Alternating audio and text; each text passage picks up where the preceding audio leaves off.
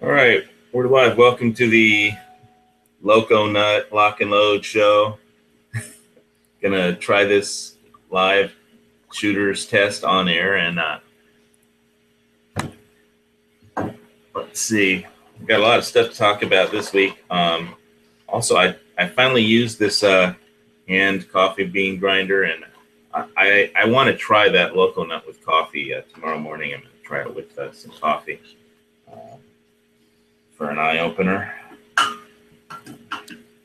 And let's see. So, welcome to Lock and Load. So we started with that. I wanted to start with what you sent me, Squib, that IntelliLock. I'm going to do a screen share of that webpage. Okay. If I can find it. Let's see. Well, here, I'll give you a rundown on it. So normally when I drive to work in the morning, I listen to podcasts I've downloaded. But this morning I decided to listen to the local AM radio station. It's the biggest AM radio station in the area, the Great Voice of the Great Lakes, AM 760. And they do a business report on there. And because the automotive is so big here, it's not just the big three making cars, it's all the suppliers and whatnot. And there are other industries in the area that have sprung up from the automotive. They've got a local paper that's online now called Crane's Detroit Business. They've been around for a long time.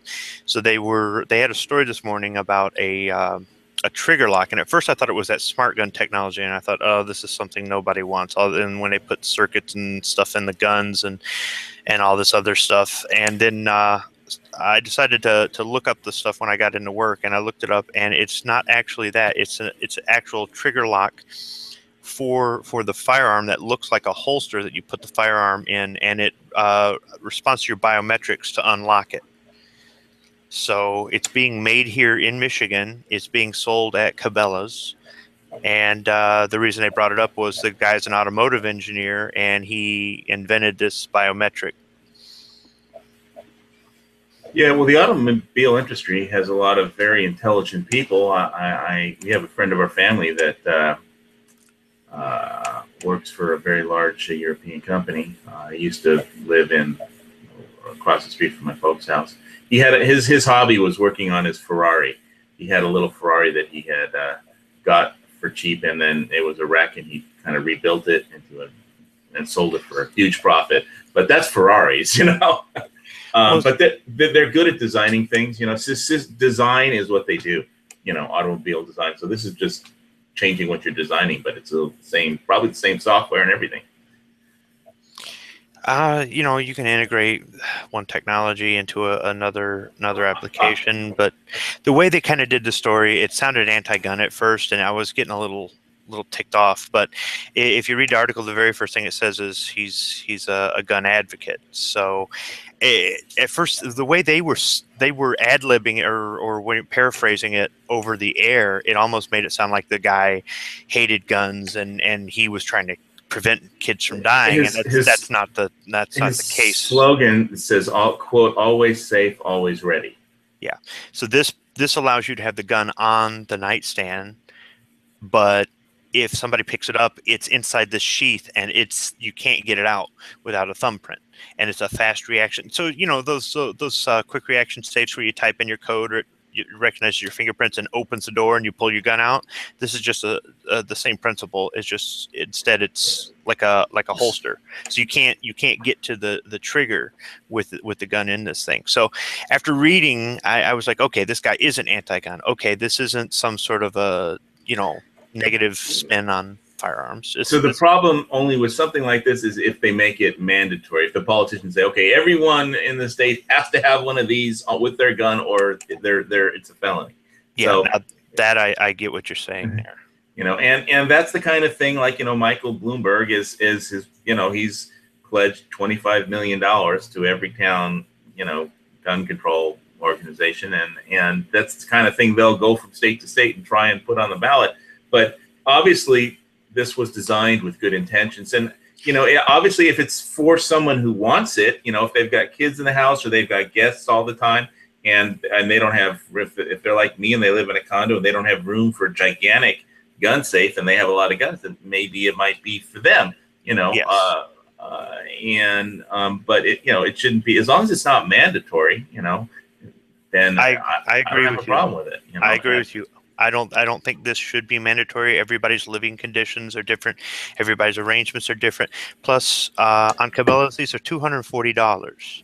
Let me Now, link that. Let me get that up on the I screen share. yeah, it's $240 item. Now you're paying for an American-made item, so that's probably part of the cost. But for what this does, it doesn't sound too bad. Now I've never used one, obviously, so I'm just speaking from just reading up on it and whatnot. But like I said, the way they presented it on the radio this morning, it sounded anti-gun, and I had to look this thing up because I was not happy. And then when I started reading on it, I was like, oh, this is not what they're saying it is. This is actually better. This is something positive. So it's no surprise that they got the story wrong, obviously. Yeah. Fake news. But anyway, or just wrong news, not necessarily fake. Just they got the whole thing wrong. Identallock instantly opens with touch your fingerprint. Technology identifies your fingerprint in about 300 milliseconds. Wait, that's 0.3 of a second. Every second does matter, but again, it's the user's choice. And here's the rate. It's like $239. Yeah. And they have them in stock. Yeah, I don't agree with making locking firearms mandatory, just like I don't agree with making training mandatory.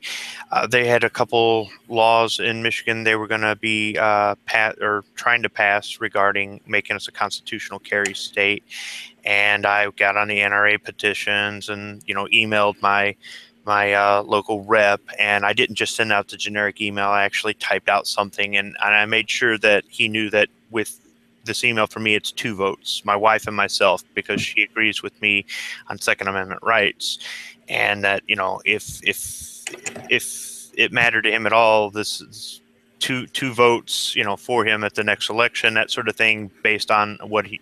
Well, I ended up getting emails back from 3 different Michigan legislators, and the last one I got was a guy who isn't even in my district. I couldn't vote for him if I wanted to, and he says he strongly believes in America's right to Second Amendment, but he is voting against this bill because it doesn't require training.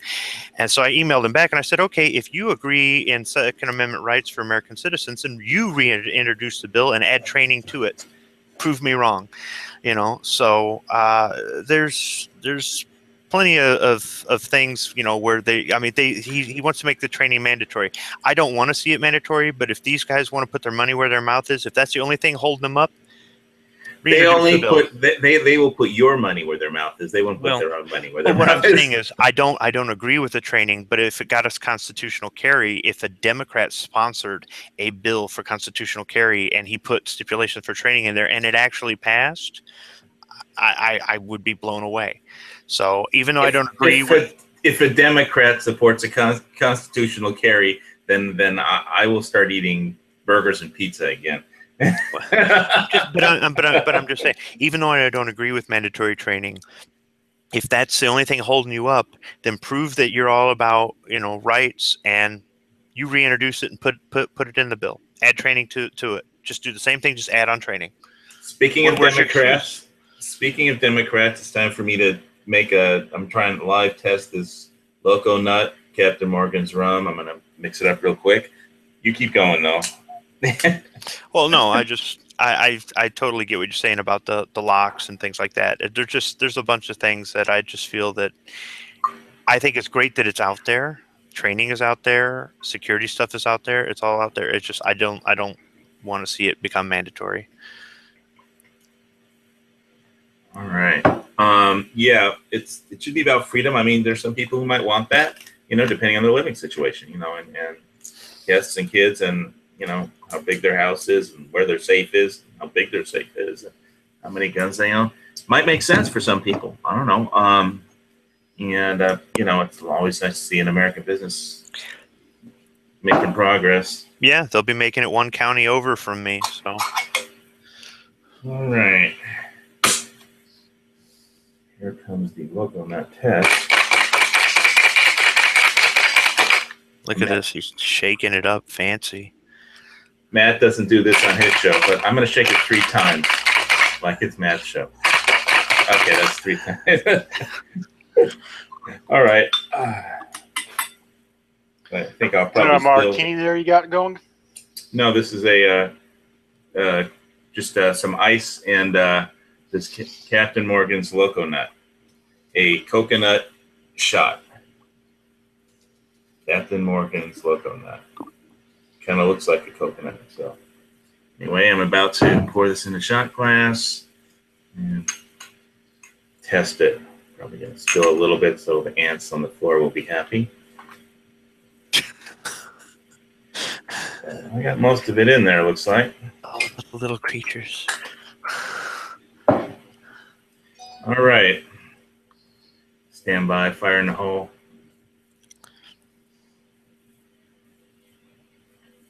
Ooh, it's good. Shooter. This is Gun Channels, and we got shooters.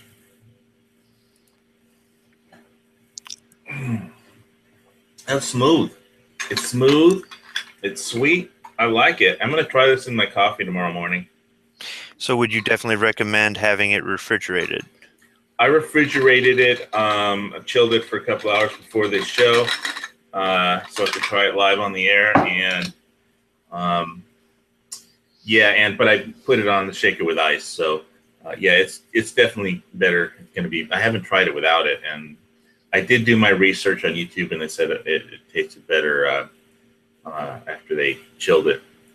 So that's what I did. I do my research, I'll recommend this. It's good.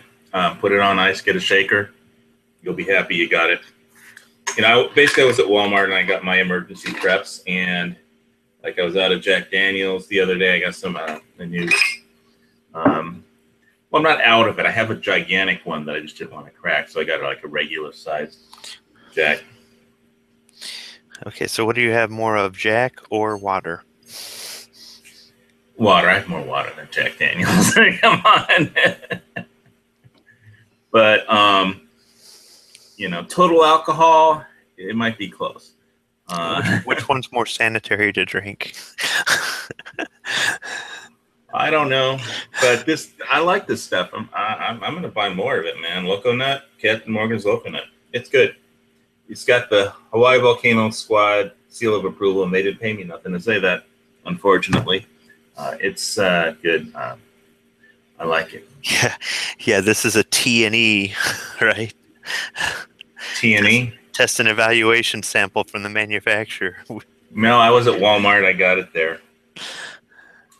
Because I went there to pick up my trazodone after I saw the doctor, and all my test results were good. But anyway.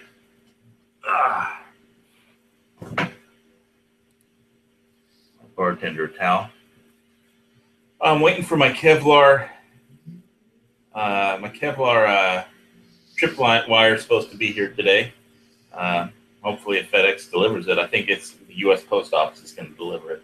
It's like a FedEx ground thing. How they ship it ground from Georgia or wherever it came from. It's beyond me. I forget what state Bud K shipped out of. I suppose I could look it up on the internet, but and I've got some new shot glass. I got those zombie shot glasses too. The one with the skulls. When you pour it in there and it looks like a skull. So I'm looking forward to that. Wow. That was really smooth and good, and it didn't hardly taste like alcohol. It was just like a little bit of an almond joy bar. I mean, it wasn't even that sweet. It was nice. Anyway, now that I forgot everything that I was going to talk about, Silver got smashed. Lava tubes. Oh yeah, that's going to be great. Let me screen share that real quick. So I've been, some of you may know, I've been looking at different prepping properties that might work out good for me. So let me screen share this. Check out this lava tube. They have it. It's a property, and there's some couple little structures out on top, but underneath the property is this long lava tube, and they've spent $25,000 to for lighting. And it's like mood lighting, you know. So and It looks like a good spot for a party. it's like an awesome spot that I think they use it for weddings and stuff, you know. But and there's this cave gazebo where they can have weddings and stuff, or whatever you want to do, or you could have a vamp Halloween party. Okay, before you go any further, how stable is all this? Is this going to collapse? No, lava tubes. I mean, you've never heard of the Thurston lava tube at Volcanoes National Park. These are very stable. Oh, okay. I mean, all right. They're like hundreds of years old and were formed. And here's the part that Dusty would like: the farm livestock on this property. Look at this. You got goats, you got turkeys, you got a pig. Yeah. Yeah. And so there's a huge fire pit too on this property. It's it's like just under 400,000, but look at that. It's a huge fire pit, and I'm going to show you some video. Basically, it looks like a converted barn and a bunch of small agricultural sheds that have been done up nice to make little living structures. This looks like the converted barn. That's that. And there's a couple of the little sheds, but they're done up real nice inside. Little bathroom. Get that? You better get a tractor and a bush hog. Well, the property's been mostly cleared. Well, that grass will grow. You are in the jungle. Yeah, it is the jungle, and I'm gonna show you the video next too. And there's some plantings that have done extensively. There's an entry gate anyway. So we were talking about this morning about defensive perimeters around your property. So I would definitely be investing in razor wire. But anyway, so this is a video. Hopefully you can see this. I think I'll turn off the music since you can't hear it anyway. But here it is. Here's where it is. And the part at the end that it shows of the cave is fucking awesome. But it's just, you don't see many properties with a natural lava tube that's all been electrically lighted and stuff. It's make a great little, Spanish moss. I like that.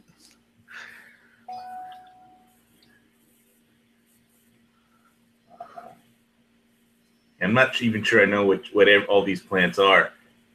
Unfortunately, I'm not an expert. But there's your water tank, right? Yeah, there's a water tank. There's a fire pit. They do incredible things with drones nowadays for real estate properties. But that looks like lavender and a bee. That's ginger. That's like an imported species. Ginger. I'm not sure what that is.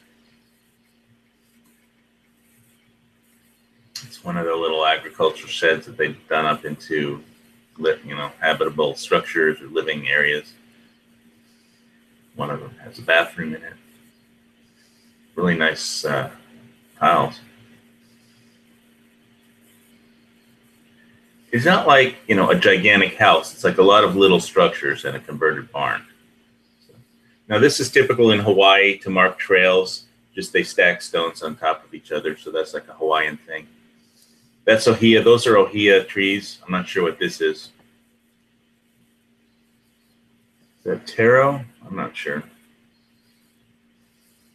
sure what that is. That's a swing. But they're going to show the lava tube in a minute. Get to the good part. But so yeah, when my Bitcoin hit, we were talking before the chat about Bitcoin hitting $1 billion or something. So here's the lava tube entrance. You can see the awesome lighting they've installed. So I'm assuming this has been here for several hundred years, this tube. There's like a gazebo.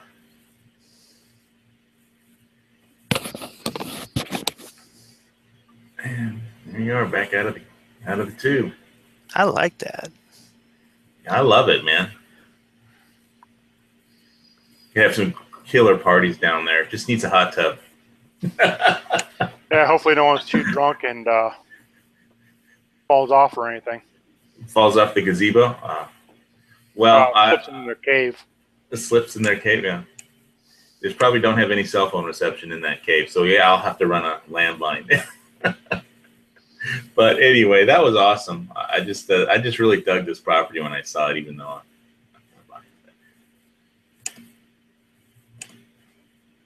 Here's praying for Bitcoin so I can afford stuff like that.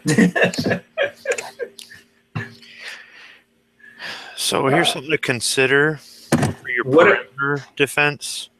If the real estate agent can use a drone to take pictures of it, somebody could fly a drone over it. So you're going to need some anti-aircraft artillery. That would be cool. But, it'll be easier to do. Caltrops, punji sticks will be simple. That's something almost anybody can do. You need some wood and a knife to sharpen the edge. And then you don't have to deploy it until the shit hits the fan, and then you deploy it. I was just saying earlier that just from a military standpoint, you need some kind of perimeter wire, and you need to, if the shit hits the fan, you need to establish some kind of defensive perimeter. So you just can't be, like a dozen guys can't just, rush you, and you have to be able to slow people up so that, if you want to defend your home, that you can deal with, any bad guys in an efficient manner. And having a fight like 12 guys and not stop them at all with any perimeter wire is crazy. It's just dead wrong. And I think and anybody did you ever build a fire base? Or work on one that was being built? Sandbags, that kind of thing. So it all depends on what we were. If it was something real temporary, like we'd have a FARP, a forward armor refueling point, we could just dig fighting holes or that sort of thing, and we could actually make a circular pattern with all of our ammunition or whatnot, and try to fill sandbags and whatnot. Obviously you don't want them shooting at you, and the ammunition, it doesn't exactly make the best cover, but it's better than nothing. If they want to take out a bunch of empty rocket pods or ammo cans, I don't really care as long as I don't get killed. But you could they showed us a way that we could actually take some of the ordnance for the helicopters and set it up and fire it on the ground as some sort of really clumsy cannon. Well, if you can make it explode, then all you have to do then all you have to do is make it explode at the time you want it to. We could actually use the equipment to test the electrical on the aircraft to set off rocket pods. So you could load up a rocket pod, point it in the direction of the enemy, run the wiring, and then just set the test set, and it would set them off. I just wouldn't want to be anywhere near that pod. Obviously, yeah. So the whole thing is, obviously we don't as civilians don't have access to rocket pods or anything. Right. There are. I was just trying to say, some kind of at some point. If the shit hits the fan, you're going to need to establish some kind of defensive perimeter with something, Yeah, the using the ordnance like that is the most elaborate thing that I was ever shown how to do. Otherwise, it was just digging a fighting hole or some sandbags. If you want to start running concertina wire and all the other stuff, man, you call them the combat engineers for that crap. They handle that stuff. Well, you don't need to be an engineer to string wire. Yeah, I guess. I never messed with that stuff. The CEBs, they had that. I just hung out in the hole with my machine gun. So, well, that's important. That's critical. I think your little comment about can you stay awake forever? No, I can't. It would probably be good. What we did was we would do shifts, 12 on, 12 off. Really, you didn't sleep that 12 hours. So really you overlapped a lot. So it's just if somebody was tired, they just knock off what the other person stayed awake. So you just had to trust the other person to stay awake. I don't ever remember sharing a fighting hole with more than 2 guys. There just wasn't enough room. So you just have to stay vigilant and stay awake. So especially if you have to dig the hole yourself, it's not going to be super huge, right? Yeah. If I wanted to defend my house by sitting on the roof, it would probably be good if I had 1 or 2 other people I could trust to take shifts with. Yeah. Yeah. Well, it's just whatever you do, if the shit hits the fan, you're going to need to establish a perimeter around your home, to the best of your ability to do. So, what about using that foliage to slow people down? Foliage? Yeah, you've got a lot of plant life. Foliage. And Foliage. Foliage. Whatever. I don't know. I got the redneck pronunciation. Foliage. You're right. So, what if you had things around the perimeter with thorns and stuff? Bramble bush, yeah. That stuff works. I mean, but that takes time to grow. You can't just set it up. They are actually they have the board vote to actually, believe it or not, put razor wire around the condominium fences because of the homeless problem. I was like, so I was making fun of them like I always do. Our board of directors are basically nincompoops, and so I said, and considering that everybody in Hawaii is left wing, I said, so all these people, that what they're going to do is they're going to build a wall, and they're like, they're all left wing, against Trump's wall, but they want to build their own, So they're going to put, they haven't done it yet. They voted for, put it out to bidding, and trying to find a contractor who will put up razor wire around the condominium fences so people can't just hop them. But, you can get razor wire and stuff. I don't know if like Lowe's or Home Depot sells concertina wire, but I know they must sell razor wire because that kind of thing is, used on occasions for animals and stuff like that. But so it's not unobtainium, it's not like illegal to have it or anything. And caltrops is another thing that you don't have to deploy until you need it, but they used it to stop elephants, and all you need is 2 nails and some way to weld them together, and you've got a caltrop, and that'll stop anything that walks, and all you have to do is throw them on the ground and you're done. And they used that originally to stop elephants from charging on them. Because an elephant steps on a you turn, basically what happened is you turn the elephant from a charging tank that's charging at you, and as soon as it steps on like one of those big caltrops, then it turns around and it charges back at whoever's army is attacking you and runs their own army over. But it works on people too, and ninjas have used it and stuff, and they're easy to make. All you need is some way to weld 2 nails together, and like that, you've got a caltrop. Perimeter defenses, and it's something that you can deal with one way or the other. Obviously, not everybody is going to go to the extreme and get a hedgehog, build a Czech hedgehog, but they would be really cool to have. Again with the hedgehog. I really want one. When I get that place, I won't deploy them until absolutely necessary, but of course, you gotta have something to move the hedgehog. Yeah, I'm gonna have to get a tractor, and of course I saw Fury Road, so I really want a war rig, to be honest with you. But Fury Road was on USA last night, so I got to rewatch Mad Max. You could do it with a front end loader or a backhoe. Probably just use the front end loader because you're going to need the PTO on the back to run your bush hog to mow all that. Well, honestly, the easiest thing to do besides caltrops is punji sticks, because we got bamboo in Hawaii. So punji sticks are about the easiest thing to make on the planet. And obviously you don't have to, do what the VC did in Vietnam and coat them with feces, but to cause infections of whoever's attacking you. But I think the whole concept is, if you know someone is going to attack you in large numbers, then you need a perimeter, whether it's, whoever the bad guys are, you can't just sit around and not fortify, your base of operations. So anyway, that was all I have to say about that. And what else is going on in the gun community? And let's see. Are you going to be buying any silver? Because silver prices have been getting smashed. I don't know how much lower it's going to go. I know you like buying your girlfriend silver, and I've been thinking about buying some more, but I might. I don't know how low it's going to go, though. It's like, I don't know where the bottom is. I don't panic when the price goes up or down, because it's like stuff that's sitting around that it's not an emergency. If it goes down to 10, that's not an emergency. It's just, oh, am I going to buy some more and then wait?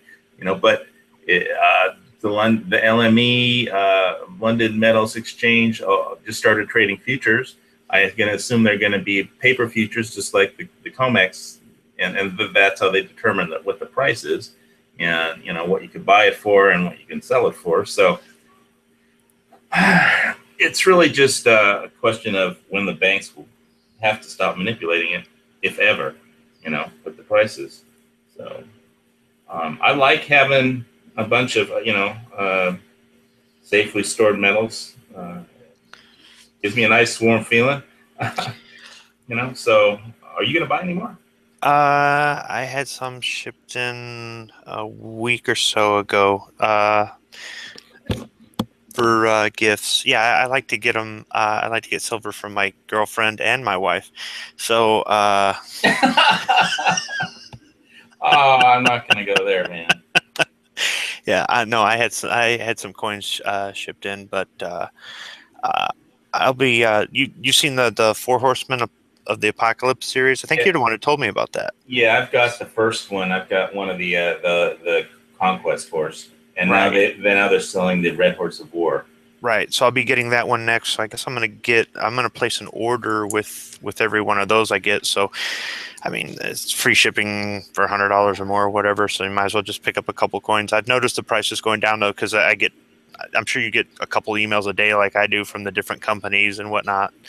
Yeah, and I noticed the price is down a little bit. It's made me think, okay, maybe I'll pick up a couple more, because they do make great gifts, and if you want to keep them for yourself too, that's good too. I saw that there is actually I think on the back of America's First Freedom magazine that I get from the NRA, there's like a company that sells like NRA silver coins, for I think just 85 cents over spot with the Eagle logo, the NRA on it, and so I'm gonna check that out. I think it's I can go get the magazine later, but if you get America's First Freedom, it might be on American Rifleman. I don't know. That's the one that I picked to get. Yeah, I think it's like inside cover or within the first few pages or whatnot. Yeah, but yeah, I usually like to try and get it as low close to spot. That's Provident, right? That does the NRA coins, right? I don't know. It was like America's first. The ad was like something like America's First Reserve or something like that. I don't remember exactly. Go get it and find out. But I'll do that. I'll get you the information at some point. But it was just an interesting thing. Usually, I don't know what I would pick to get. I don't know if I should just wait to back up the truck. I'm kind of happy with my 300 ounces. I don't really need any more silver, but if it's cheap enough, I'll buy more. The cheaper it gets, the easier it is to buy. So obviously, like with anything, the whole thing is to buy it low and sell it dear. I was going to talk about the Brown Bess because I was watching.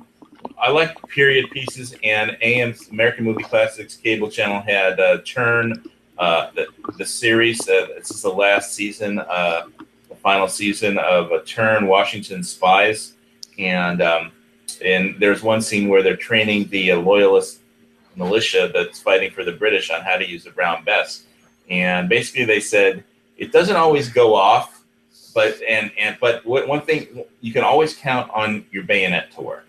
And so think of it as a spear that shoots. And I really thought that was interesting. I don't know how accurate it was. And you said you had actually had one, but you didn't fire it? Right, I didn't fire it. I can't remember how many years ago. It must have been 15 years ago, maybe. They opened a Cabela's in Michigan, and it was a real big thing, big store and all this. It's near the Ohio border, so people can come over from Toledo. It's about 90 minutes from me. It's a little bit closer for Smeggy. And when I went in there, I was looking around. I was just in awe. And they had replica brown bess, and the guy said, "Here, you want to, you know?" Oh, it's like an Uberti or something like. Yeah, Uberti or Pendersoli or what's the other one? Pendersoli makes good stuff too. Or or there's another one. Why am I not Pieta? So there's one of those three, and so I put it in my shoulder. And he goes, "No, that's not it." He says, "You put it in your bicep." He said, "This curved stock, you put it in your bicep." He says, "There's no recoil on this thing." I've never shot a rifle like that before, so I don't know if that's accurate or not. But the guy behind the counter said so. Well, you're talking about people behind the counter before, so I'll leave that. Well, I mean, I know that at Bass Pro Shop, they sometimes have people come up that are part of archery clubs to help sell archery equipment. So they could have had a guy from a gun club up there to sell. I don't know. I can't say for sure, but I thought it was interesting. I don't know how historically accurate what they said, but I really just like that whole thing of thinking of it as a spear. And with that could shoot, but what the whole point was, I could see that it would be different for like a hobbyist shooter that goes out to the range, loads it, and shoots it, as opposed to being a soldier who loads it and then has to march off through the rain and on over uncertain ground to some location and then pray that the thing is still ready to shoot. When the fighting starts. Well, from that standpoint, I have had experience, and I can tell you that is a little bit scary. So in North Carolina, in New Bern, North Carolina, there is the Colonial Governor's House. New Bern was the capital of North Carolina when it was a colony. Raleigh was after it was a state.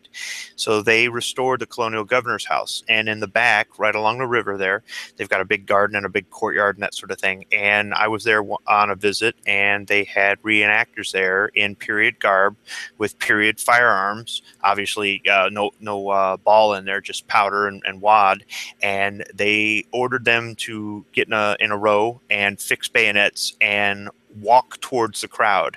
And as they got closer and closer and closer, people were kind of looking at each other like, are these guys going to stop or what? And because these things reach out so far, like what you're saying, it's a spear that shoots. It could be pretty menacing if you're on the other end and you got a row of guys coming at you, and they're a lot further than arm's reach away once they get that bayonet in your heart. So yeah. And there was another scene in the movie that was disturbing, where the American Army had not yet been paid after 2 years of service, and they not only had not been paid, there was no food to feed them, and so some of the troops wanted to march on Congress instead of the British. So there was basically a little mutiny, and Washington dealt with it. And there was, by killing the mutineers, executing them in a firing squad.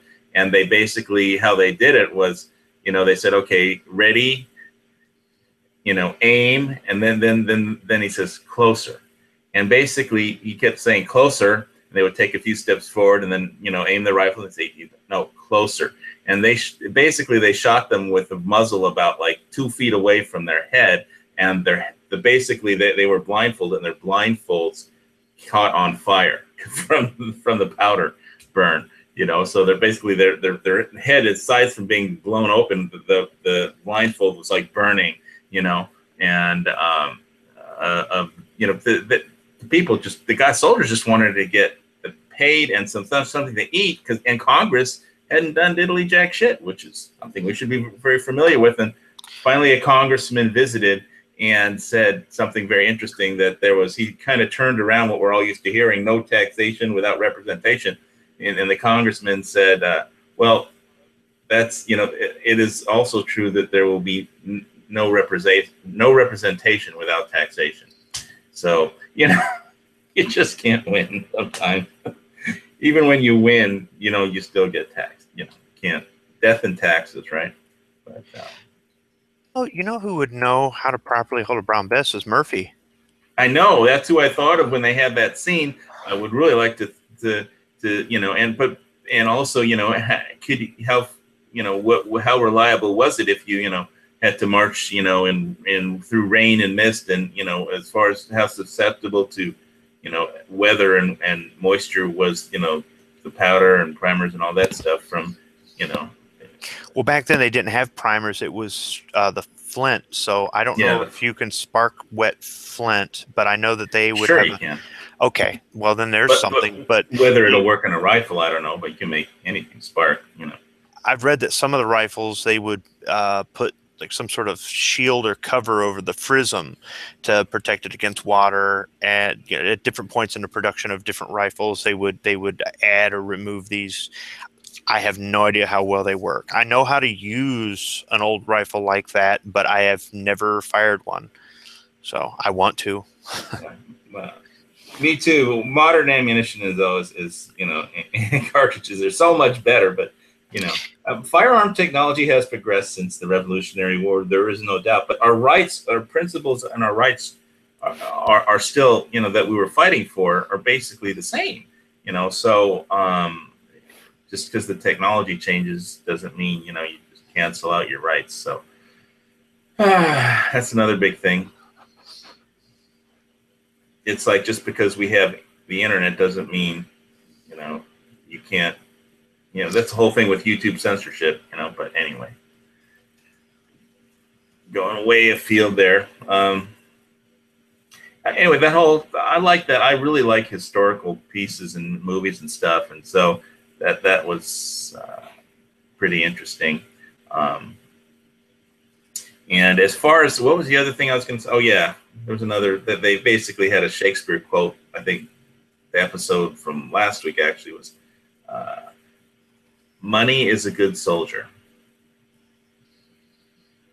And so basically, I think the meaning that Shakespeare meant is, you can use your money to fight for you also. So,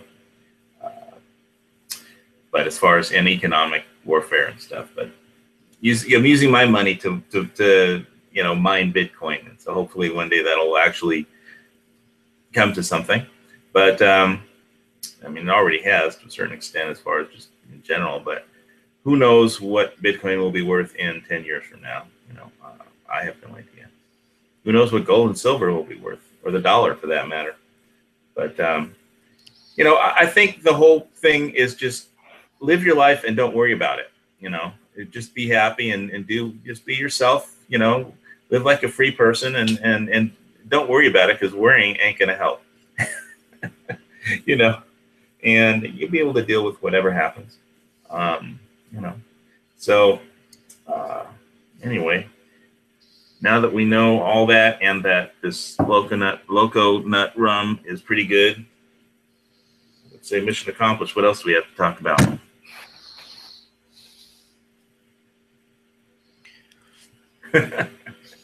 Throwing it at you. Oh, I honestly don't have anything. Jesse, of course you do. You're going to tell everybody about your day at the range with the MH, the Mikey Hartman, the new Mikey Hartman optic. Well, I can say it worked. Okay, well that's something. I would also say it takes up a lot of rail space if you're worried about rail space. How much bigger than the original Mikey Hartman optic is it? I don't know. Never had the original. Okay, next week I'll have the measurements ready for next week. I know I could dig them up on my computer, and you probably don't have yours ready. I'll do a comparison myself and look it up on the internet. I know I have all the stuff, but ask a question I should be able to answer, and I was unprepared. Shit. But it's just one of those things. It's just, I don't know how many slots it actually really takes, and of course I wouldn't know how many slots yours takes either. Yeah, well, I don't really. All I have on my top rail on the Tavor is the flip to side mount for a 3x magnifier scope, and the original Mikey Hartman optic, and it's great. It worked great. And the side rail is the very side, the one on the side of the Tavors. I have that green laser with the momentary switch on it. So the momentary switch is kind of like glued to a more convenient position, but on the rifle. But I don't have too much stuff on there, so it's just isn't a problem really for me. I would also say that the upper receiver for an AR-15 for rail spaces is much shorter than what is on your Tavor. Yeah, it's got a long Tavor rail on the Tavor,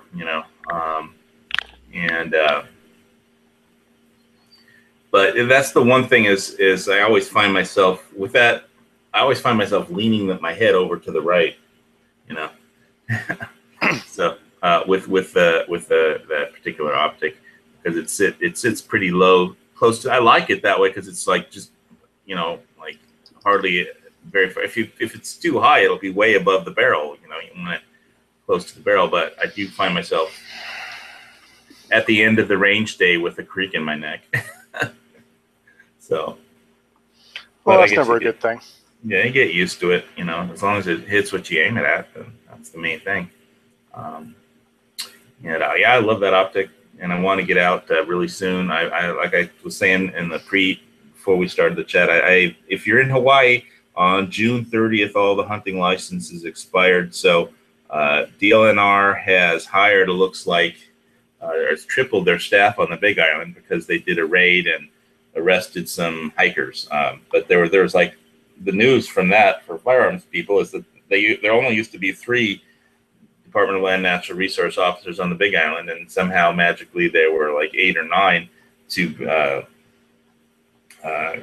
issue citations to illegal hikers in a closed private area of a trail.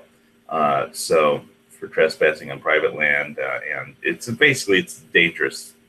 People could get hurt hiking where they're hiking because there's like a waterfall, a slide, and a very long drop off the edge of a cliff. So, so definitely June 30th it was the end of the fiscal year, and all the hunting licenses expired, and you need to renew your hunting licenses if you're going to go shooting on state land with your rifles, because the penalty for doing anything wrong in the hunting regs is they seize your guns. So, you have to wear your blaze orange vest, you can't use full metal jacket, you have to have soft points or hollow points, and you have to have your hunting license on your person. So I definitely need to get all that taken care of and renewed, and it doesn't cost that much. It's just a pain in the ass to always go dig out my hunter education card, and because you have to input that number on the state website, and then I have to go down to Office Max and get the printout of the license laminated so I can put it in my pocket and not have to worry about it turning into a piece of paper that nobody can read, from sweat or water or rain or something. So anyway, covers most of the Hawaii stuff, I think. I don't know if I need another shot of this coconut stuff or not.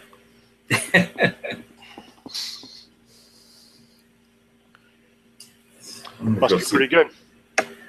Yeah, I'm going to go check out the external and see if Oiley's there. Let's see. Anybody. I did want to thank Silver Slayer and Silver Linings that I did use their codes the first time, and I'll be using them again on my Genesis cloud mining account on my next purchases. So to upgrade more buying power. I'm not in a huge rush to get it done, but I will. Let's see. All right, I see John Z, Jared Walsh. It looks like Biker Bob just jumped in. Biker Bob jumped in where? On the live chat on Gun Channels. All right. I have 0 Pences out there from the UK. Knife craftsman guy and very nice gentleman out there in the UK. Jared Walsh, John Z. Yep. John is, yep. The White 2-Pack is there. He's got an interesting channel. Who else? Gimp for me, mate. I don't understand what that means, but I don't understand British slang. So, general purpose machine gun. That's what a GIMP is. Okay, now I understand. It's military slang. It's British military. M240. What's an M240? M240 is a general purpose machine gun. It was a replacement for the M60. It's been around for a while, but Marine Corps started bringing it in around 92, 93-ish. I don't know when the Army brought it in. I think it was on vehicles prior to that. So I think it's who makes it? Is it Belgian, like the FN. yeah, okay, yeah, it's Belgian then. So FAL, okay. Fabrique No. Nationale. yeah, for Fabrique Nationale. Okay. Thanks, Jesse. I wasn't sure if it was like the M249, if it was yeah, they make good stuff. And before anybody says anything, they make them in South Carolina. Just like Beretta had to build a factory in Maryland in order to fulfill its M9 contract, FN had to build a factory in South Carolina to fulfill its firearms contracts with the U.S. military. Bob says they use FN in the Canadian Army as well. Canada still has an army? Hey. Their sniper, their sniper Yes. hit a world record shot. Yeah. Second time. So they got at least 2 guys, a sniper and a spotter. So probably all they need. No, I'm just having fun making fun of Canada. But I'm gonna copy. If Bob wants to come in and defend Canada, I'm gonna put a link out there for him. Yeah, jump in. We'll talk high powers all night. Oh no. Now, didn't at some point United States sent like General Montgomery to invade Canada during the Revolutionary War because that's where the British stole all their they stored all of their powder and guns and stuff in Canada because it's a kind of British Commonwealth, right? If anybody's remembers. Well, it was all.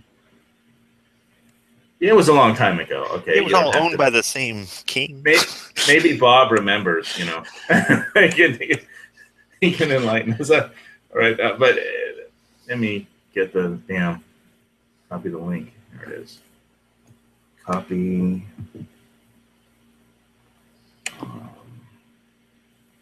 Find my way to the too many windows. Here it is. All right, I pasted the join link. You may have to the War of 1812. Yeah, I'm reading his remarks. Yeah, I made fun of. I made. I made fun of Zero Pence because he said he was in the military, and I said, "Yo, thank you for your service. You fought Napoleon, right?" And it was so funny. He's like just a little older than me, really, but not by much. I've got 2 friends that they're from Britain, but they're U.S. citizens now. And I was saying, man, everybody back home must hate you because we just celebrated Independence Day. And then they started in on this whole Trump thing. I go, oh, I opened a can of worms there. They didn't get my poor attempt at humor about, they're Americans now, so they celebrate the 4th of July when we kick the British out of here. And instead it kind of backfired. Oops.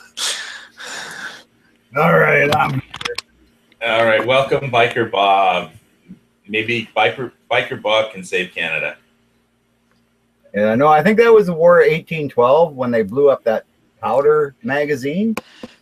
And yeah, apparently in the American press, it was a trap that the British set because when the magazine blew, the Americans were kind of closing in on it, and it killed a shit pile of people.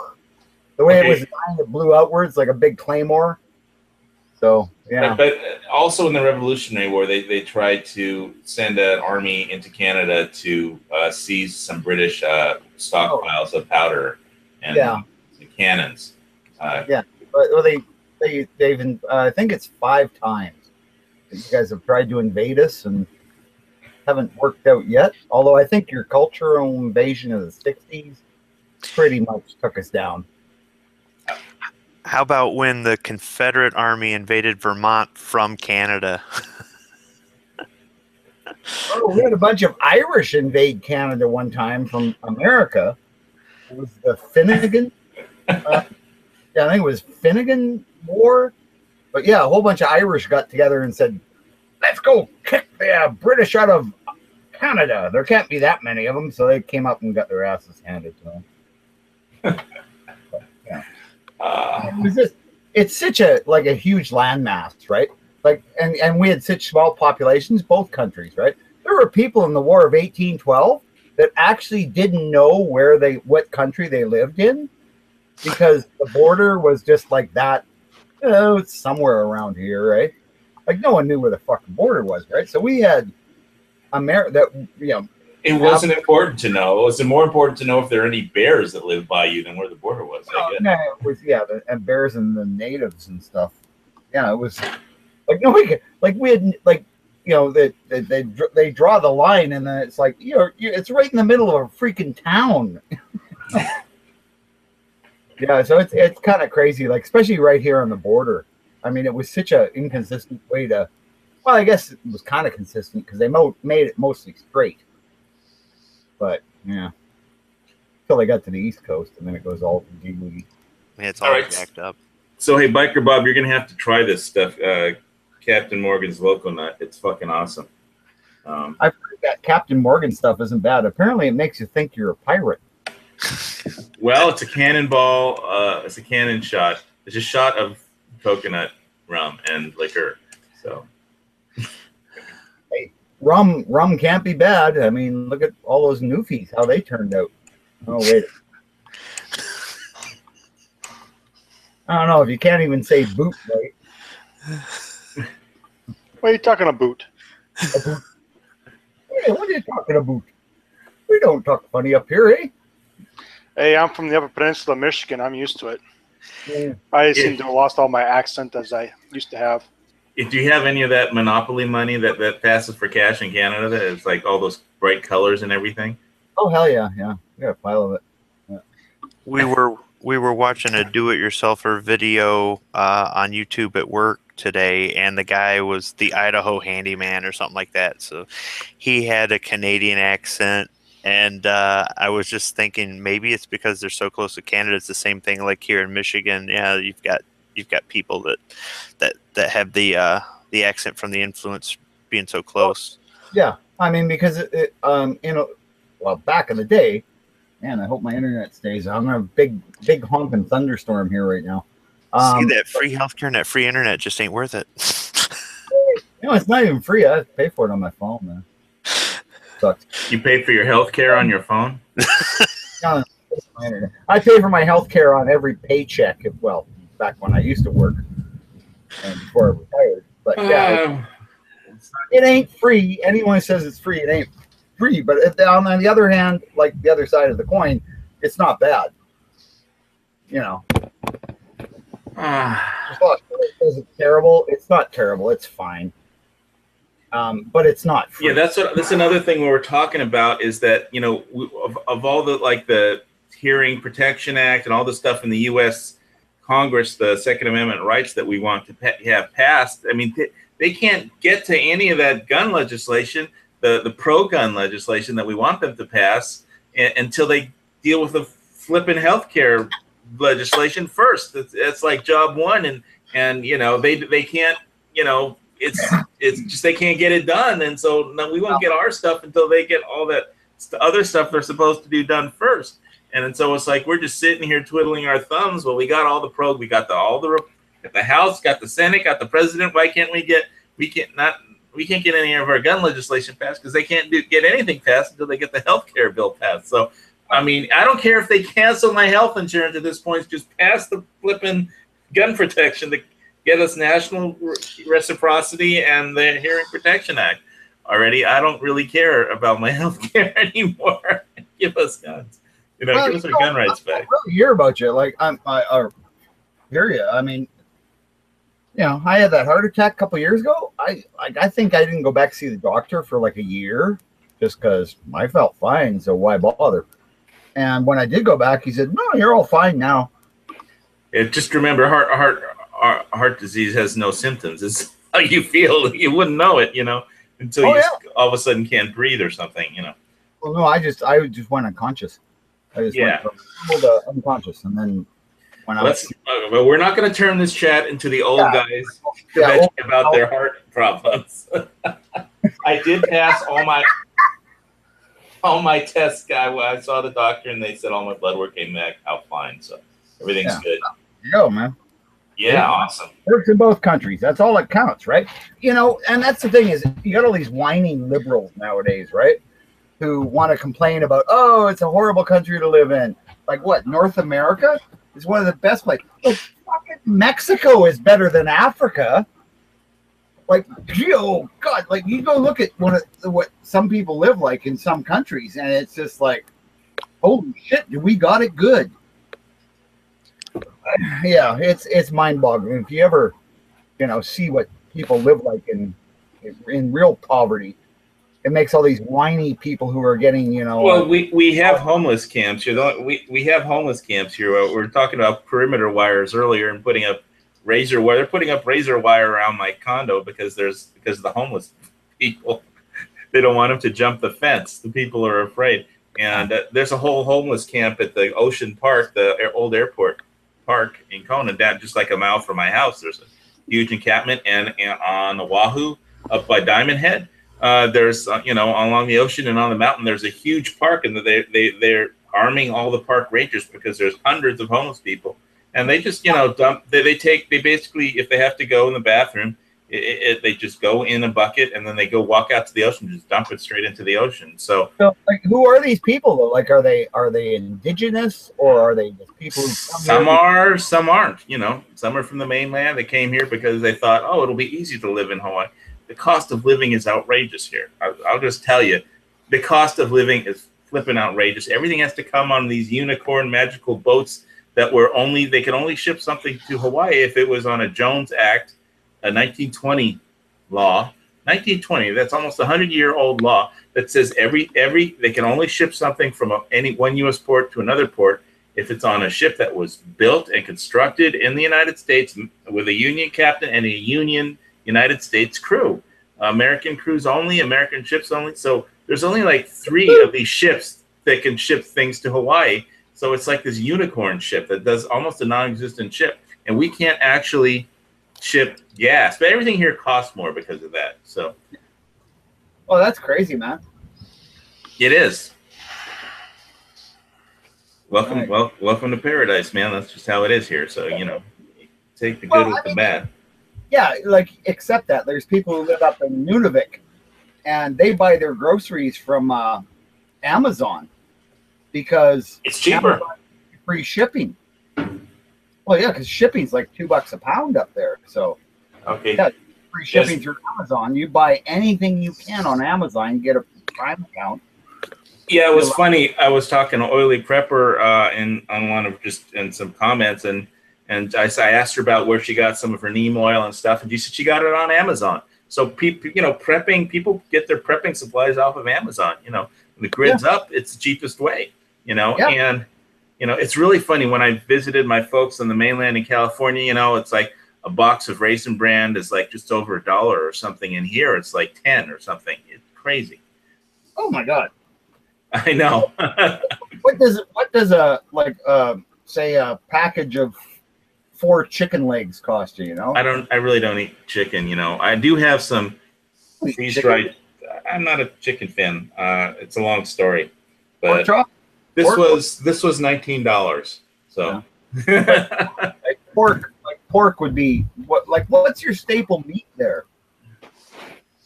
We have the local beef is good. The grass-fed local beef that we have cowboys and a farm ranching system, and the problem we have here is that the only way they can ship this beef to America, they sell it to Canada because they could send it in a boat to Canada, but you can get Hawaiian beef in Canada, but you can't send it. The only way if they want to sell American or the Hawaiian island grown beef and grass-fed beef on the mainland in the United States of America, they have to fly them on a 747, the cows. That's crazy. They do it though. It is crazy. Think of all Yeah, that makes no sense because we have grass-fed beef all over Canada, right? Like grass Yeah, is well, it's just pricing, I guess, but it's well, a it might crazy be world. because it's from Hawaii, right? Oh, Hawaii, because they Well, climb mountains and volcanoes and swim in the ocean. They must taste better. Well, the grass. What's if you get some stuff from a good farm here, it's going to be it's like the farms here are great, especially on the east side of the island because it's like the water comes in and it's all rainwater straight out of the ocean, and it gets it comes up the volcano as a cloud and the wind pushes it about a quarter, the third, halfway up the volcano. And then because the elevation is always getting higher up the mountain, it can't go anymore. And it all just dumps 4 inches of water in an hour or something. And so there's plenty of, just fresh irrigation and the water. It's like, so all the farms, local farms that, get free water from, right out of the ocean up into the clouds and just dump. It's really great, and that's the cows obviously eat the grass that grows from, the ocean. And they never have to get fed in the winter because it's just constant growing season there, right? Yeah, it's the temperature between summer and winter isn't like more than a half a degree difference, here. So that's crazy. Must be nice, but it's crazy. I look at my temperature; it goes from like minus 30 to plus 30. Hey, Bob, did you see the lava tube cave earlier that I showed? I didn't see that. Yeah, those are the kind of things that like people. I'm going to explore this lava cave, and I'm just like, you're fucking nuts, man. There was molten coming out of there at one time. All right, I'm going to share this thing again just so you can see it. Can you see? I'm gonna, because you're gonna like it. Give me a minute. Can you see the screen, okay? Let me get to that page if I can find it. Hangouts. Oh, this must be it. Yeah. All right. I'm just gonna skip to the end. Here it is. Here's the tube. This is on a property. And let's put a little like teepee just above it so we can sleep right above where the molten rocks. Well, I'll show you the house. But they put lighting in here. This is on about a $400,000 property I was looking at. Yeah. There's this little, I forget what they call that, stairs and. Now, like, wouldn't you think that if there's a lava tube there, it's more likely that lava will, if it does. It's hundreds of years old. It's hundreds of years old, Bob. Well, that's fine. You know what? That freaking big volcano in the park here is millions of years old. Yeah. All right. Here's where it is. You can see from the beginning. So there's the house, and there's the property. Oh, that's nice. That's nice. It's a converted barn, really. It's not a house. It's a converted. Yeah, but how much room do they have? How many acres? It looks like a 3-acre plot or something like that. But obviously behind it is, forest reserve, forever. Yeah, still, it's like, wow, Well, I guess with the forest preserve behind it, yeah, it's worth $400,000. Yeah, I showed this earlier, so apologize if you. I just wanted to let Bob see this place because he was looking at some of my other properties. Nice. And yeah, so basically there's a converted barn and a bunch of small little agricultural sheds that they have done up to be little, either bedrooms or bathrooms. And, Could you shoot on your property? I don't know. There probably if you went back far enough into the forest reserve. Well, and just if you had a silencer. Well, those aren't illegal. The state has banned silencers. So, yeah, but if they're making suppressors, they're illegal through the that won't change the state laws. That'll just change how the federal government deals with them. All right, it's time for the United States to annex Hawaii. Well, I mean, I'm just waiting for the state to go broke like Illinois does. I really liked what. So here, this is something they do in Hawaii. Another poor attempt at humor. They stack rocks up in the Arctic too. These are the trees you'll have to chop down, Bob. They're ohia trees. So anyway, Fuck, man. What Lou Dobbs said about like Illinois going broke was that, you know, what they should do is Puerto Rico voted to for statehood, you know, and so what we should do is, because Puerto Rico like only owes like, if you know, 10 billion or 12 billion dollars in, you know, bonds or debt or whatever, what we should do is, because Illinois owes like, you know, hundreds and hundreds of billions of dollars that they can't possibly repay, that they should throw Illinois out of the union and take in Puerto Rico, and we could save, you know, a lot of money by doing that, and we wouldn't have to change the number of stars on the flag. That's a damn good idea. Puerto Rico would jump on that. Yeah, well, they did vote for it. Illinois? Wouldn't they now be called Illinois, though? Southern Illinois. Southern Illinois. You know, we could. You know, we should sell. I'm sorry. We should sell Illinois to Canada.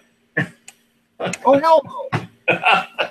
We insist that you make them take it at gunpoint. I've always said, you know, there's only 35 million of us.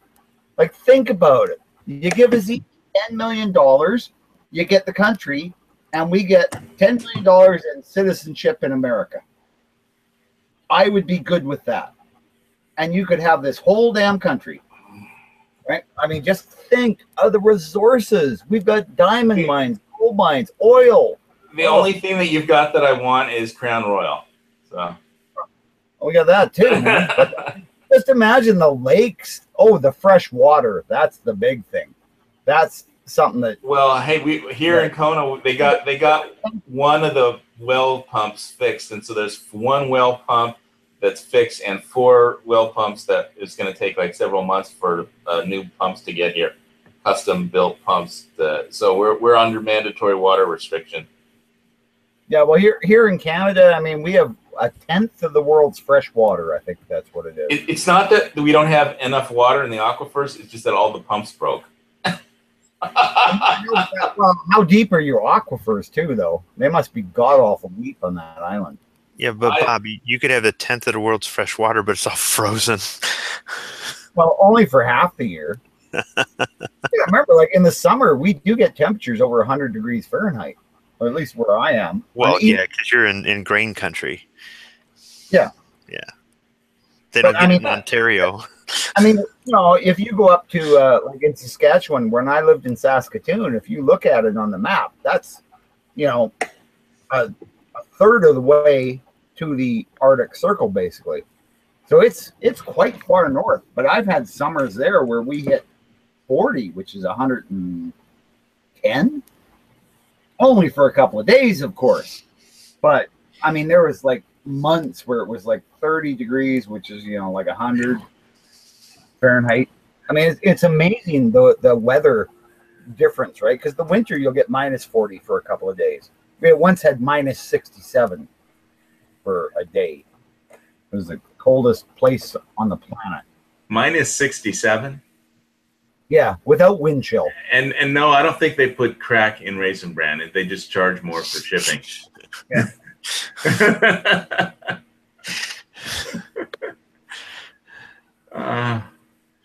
We have such interesting viewers. There was a big scandal with Greyhound got caught doing a bunch of drug smuggling, I guess. Well, I mean, on the buses? Yeah. Well, because you can send packages on buses. Yeah, I think the only time where the Canadian border was really important was when Al Capone was smuggling, you know, booze across from Canada, you know. And Canadian companies were just like, well, we don't have any of that prohibition. Yeah, we'll sell you all the bottles you want. Well, now see, that's what we need to do with guns and ammo. We don't have any of those silly laws. We'll sell you all the guns and ammo. Well, back then, we didn't either, right? Like, we didn't have gun laws back in the 50s or in the 20s. Like, it's one of the reasons that Al Capone used to hang out in Yorkton, which is this weird little town in Saskatchewan. That's, you know, about, I don't know, 200 miles from the border. But he used to hang out there. There was tunnels with Chinese migrants in them, and it's a whole tour industry now. Al Capone's tunnels in Yorkton. Well, so did you like that lava tube though? I mean, that'd be a cool tunnel. I do, and I'd probably go in it. I mean, but yeah, at the same time, it's just like, oh my fucking God, this is where lava came out. And that's the most terrifying thing in the world is molten rock. Well, but tourists pay to see molten rock, I mean.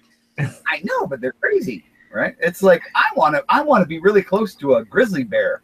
No, I really don't. No. Personally, I've been close enough to them that I don't want to be any closer. Same with polar bears. I mean, I've seen them close up. Don't need to see them any closer. Yeah, I'll watch it on Nat Geo Wild, Yeah. Oh, hell yeah. I've had them like, licking the window next to my head. Yeah, that's like, scary. Oh, fuck, because, they can get in that car if they want to. Oh, yeah.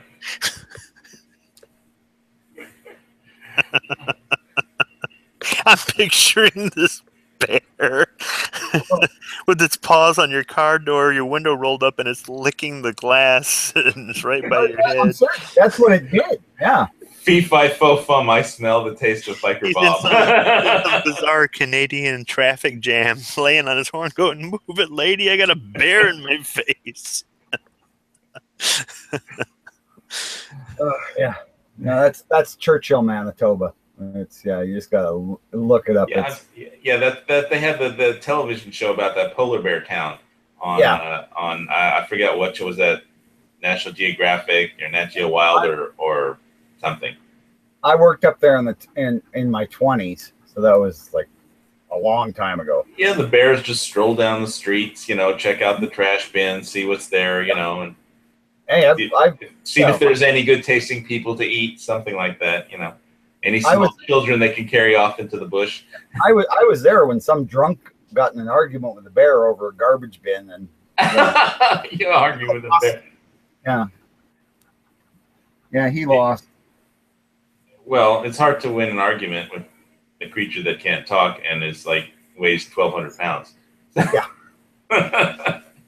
I mean, they're a weird bear. They're not like a grizz. I guess they're kind of like a giant black bear in a way. They got a really long neck. That's the weirdest thing about polar bears is they got this really long neck.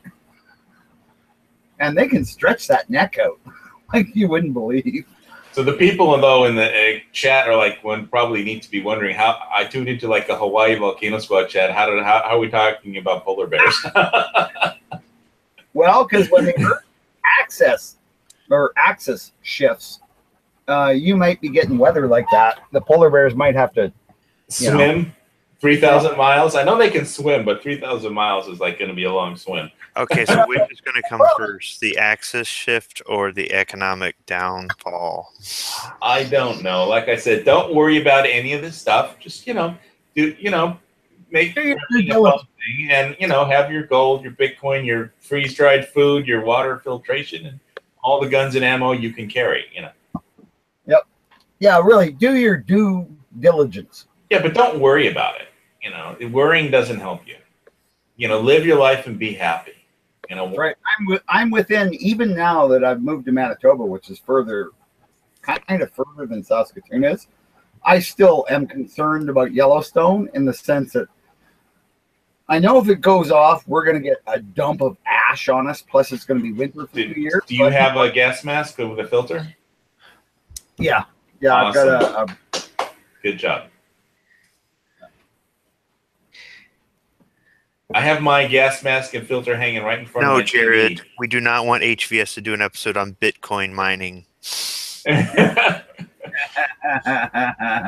Well, I'll do a video on it at some point, but I'm not going to do the lock and load chats about Bitcoin mining. I think I did one Crypto Mafia last week, but I want to keep this more of a, general prepping and guns and knives and stuff like that. But I will talk about Bitcoin.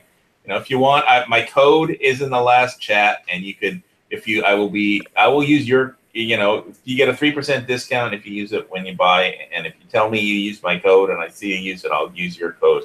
If you, put in the comments what your code is. But, I got paid in Bitcoins when it first came out for something I was doing. I think it was just playing Warcraft, not World of Warcraft, but Warcraft. I got some gambling place in Las Vegas wanted us to play, and then they were gonna have people bet on the game. I guess it was some experiment they were trying, but they're paying us shit, right? Like $5 an hour, but they paid us in Bitcoin. I have no idea. $5. How long ago was this? Oh God, I don't know. When did Bitcoin come out? It was like 90s maybe. Oh yeah. Well, if you pay $5 worth of Bitcoin in the 90s, it's probably worth like several $million today. No, So- Bob, you got taken. I don't know. Like I say, it went on for about a month. Oh, this is what you were talking about when you said you lost your Bitcoin or something. I got it. Okay. I had all the codes, but I didn't Let's like write them down, and they trade were on the a milking cow for some magical beans. yeah. But no, and that's what I thought. I thought, well, I don't care if they paid in Bitcoin. I'm playing the game anyway. So, I was in a something called Case's Ladder, which was I guess before there was ranking. It was the way to get ranking in for playing Warcraft online. Okay. Warcraft was originally just like a CD game, and then before World of Warcraft came out.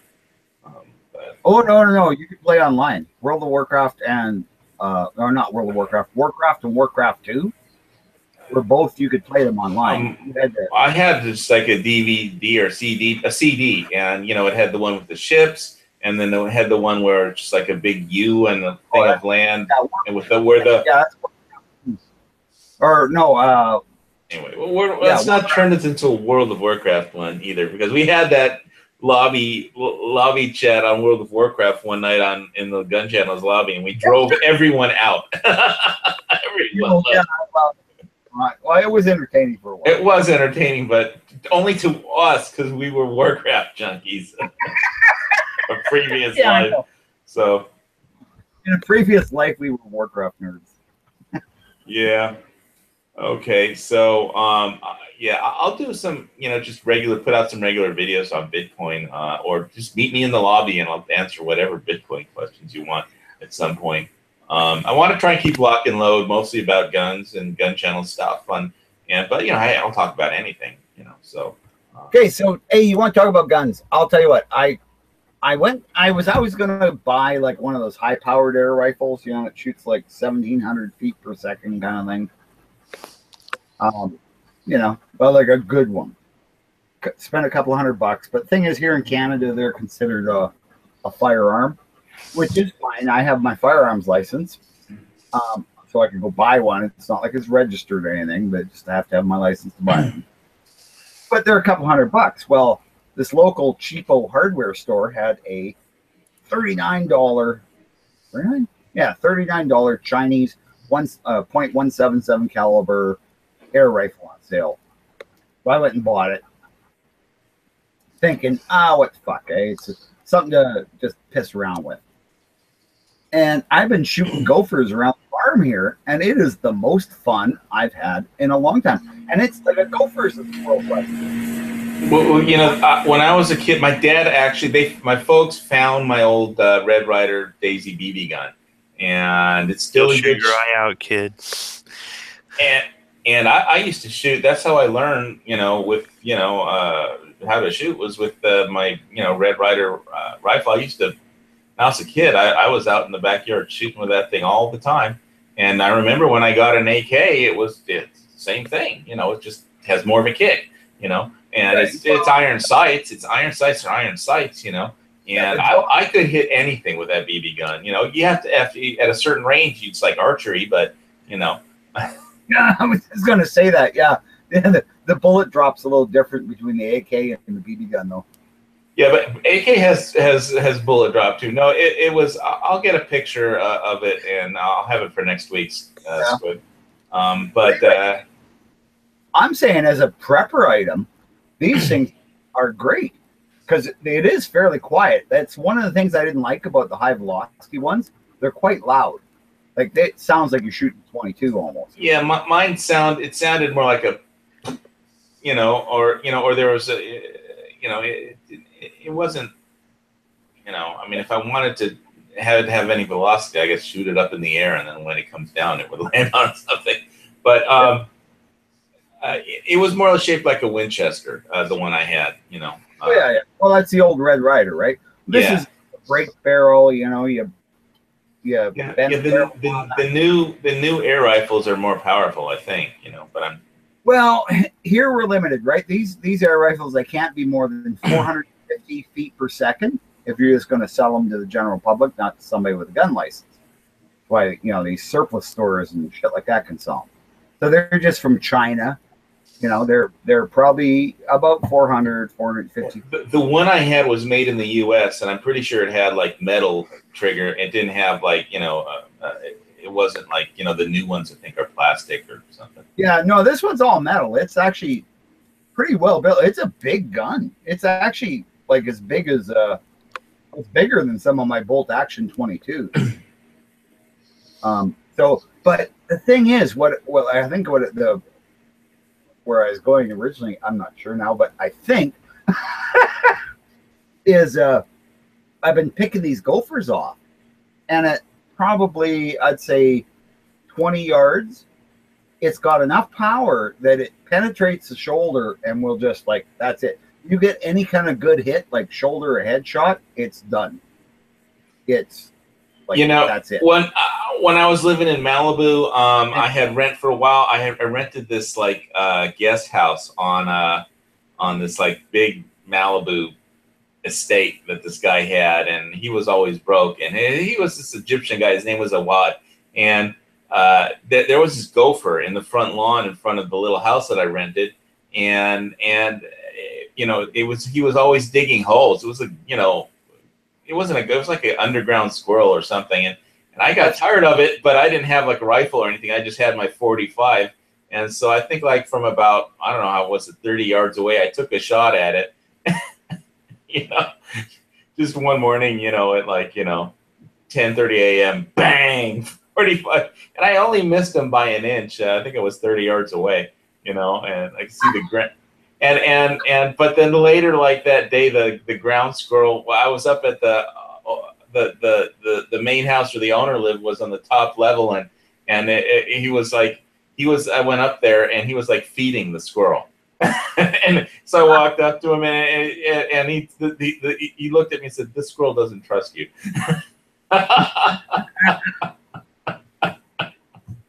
Well, yeah, that's, I think, what they're like, a gopher's proper name is a Richardson's ground squirrel.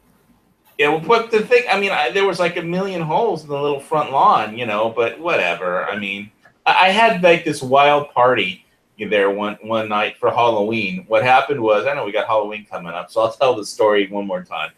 But it's like, I used to run this recording studio in Burbank, and I had bought the mixing console, this Trident, 40-input Trident, which I still have in storage, out of this other studio in Hollywood that's kind of famous now. It's called a Music Box. And so the guy who bought Music Box from the previous owner originally wanted my board, and I said, no, I need the Trident for my business. And so anyway, he bought the studio, and it was kind of like he got a different mixing board. But so we were always competing. And so anyway, I said, well, I'm going to throw a party for Halloween, you know, just invite whoever you want from the studio over. So he invited all the musicians and everybody he know. All the only people I know was from work with it. They would just show up if they're getting paid. You know, it's all film stuff. You know, the music. So basically, we had this party, and this estate was like, well, we had like a red and blue light on this little house that I rented, and there's a waterfall. And he brought like this band, you know, really good guitarist, and this girl in these like spandex pants was a bass player and a drum kit. And it's just like basically outside in this really rich area of Malibu. And it was like they were playing Ain't Talking About Love, like, you know, at full volume, like at like 2 a.m. And so somebody called the police. And so I don't know if I'm still broadcasting because I think some noise just dropped out. But anyway, the police show up, you know, and basically it was Halloween, right? So I had this big punch bowl full of like Hawaiian punch and tequila and whiskey and dry ice. You know, I got dry ice. So basically, you know, you put your cup for the punch in there, and, you know, the dry ice would just like steam, you know, in your cup. And so finally the police show up, and they're pissed because apparently where the band, had taken a break, in between sets, and they had driven by the area and they couldn't figure out. I mean, there's no lights in this. It's up the street from Zuma Beach, if you know or anything about Malibu. But so there's no lights, and it's like the country, and they're just driving around trying to figure out where this band is supposed to be making all this racket. And then they go back to the station, which is like all the way up Canaan Dune Road, and then they get called back again, by some of the neighbors or something. And so they finally show up at 2:30 in the morning, and there's this like winding brick path, with all the, down to where the parking area is. And so the police are coming up this winding road, and there's these blue lights, and I'm standing there holding this cup of red, like a solo cup full of this punch, and there's like dry ice, and there's like, it's steaming, and I could like barely, stand up. And so they're like, the band had been playing, like Ain't Talking About Love or something at, Stack of Marshalls, a drum kit and everything, and I think the guitar player's name was Taz or something, and he had a really good tube Marshall amp. But anyway, so the police, they did their good cop bad cop routine, and they're like, do you have any ID? And I'm like, oh, I don't have any ID. It's a party, and I'm sitting there with this red cup, and it's really like there's steam coming out of my glass, right? I'm drinking, and so the bad cop, which is like a girl, they're playing good cop, bad cop, says, well, have you ever been to jail before? And it's like, no, have you? So anyway, so I turn around and say, okay, the band thing is over. No more music tonight at like 3 a.m. or whatever time it was. And the other cop was just laughing his ass off, Yeah. And as soon as the cops left, the band wanted to start playing again. It's like, man, I don't want to wind up in jail. And this place had this it had like, there's one main house, and on the left was my little rental, and then downstairs there was another house and a gigantic what are those things called a trampoline? I mean, it was like 30 feet by 30 feet. Holy shit! And so then we had like 10 people jumping up and down on the trampoline, like 20 feet in the air every time. And was this for the Man Show? No, we didn't tape record any of this, but it would have been funny. And remember the Man Show? They used to have girls jumping on a trampoline. No, the bass player was his hot chick, though. I mean, in spandex, in white spandex pants, and her bass playing was okay, but she was incredibly hot. So I don't know how she was fingering the bass or anything like that. It was just like Yeah, but I was trying to date some Japanese chick that was like one of the dubbers that I didn't have a prayer to get, but I had invited her and she didn't come. But there was like about 300 people at this party. But what was really funny, the first thing that happened when the police got there is they went up to the main house, right? And the owner had left his like 13-year-old son in charge of the property while he was like off in Europe. And the police come to knock on their front door, and it's just like, we got complaints about noise. And the kid is like, it's Steve, he's down there. It was so funny. Poor kid, probably scared shitless. Well, yeah, but whatever. I mean, so it was just funny. But anyway, so that was the first time and last time I ever had an Egyptian landlord. So I think he paid $5 million for that particular property. It was up right before the creek. It was basically, you go to Zuma Beach, you turn right. There's a liquor store right at the entrance to Zuma Beach, and there's a place called Zuma Sushi near there that they had these. That's where I had. They made what do you call it when you Japanese fry food? Tempura. They had tempura, bananas tempura, and basically it was 2 tempura. They cut a banana in half, fried it in tempura, and then they take like 2 scoops of ice cream and put it on top. A green tea ice cream. So that with like some sake is really great.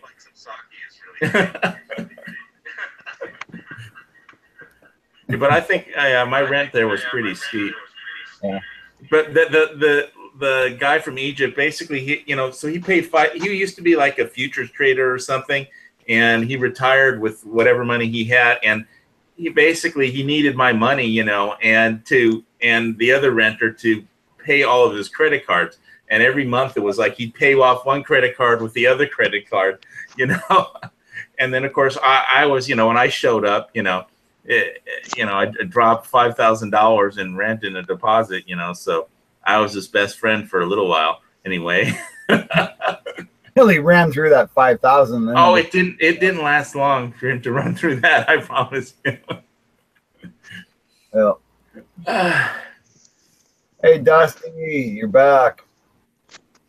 Who's back? I'm sorry, I'm looking at the externals. Never had such a quick and fast pro-gun conversation. Okay, I'm sorry, I missed part of that. But anyway, the air gun, like I'm saying, is that thing for squirrels or rabbits at close range?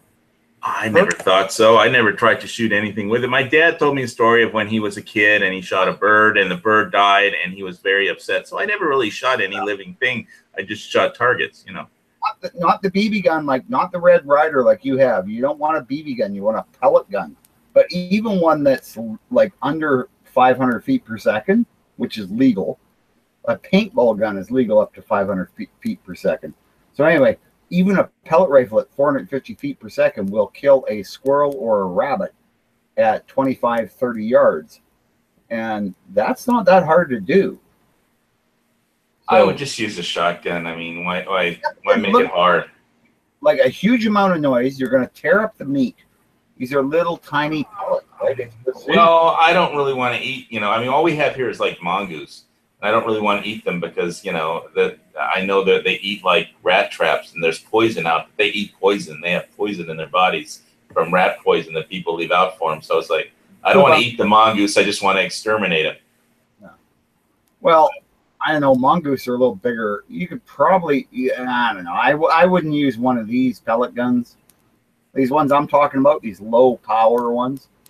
But for close range, squirrel eradication, rabbit hunting, if you can do it at close range, depends. Like if you're bush hunting rabbits, most of the time you're going to get 15-foot shots at them. Well, I've never seen a rabbit around here. I've seen plenty of mongooses. Never seen a rabbit on this island.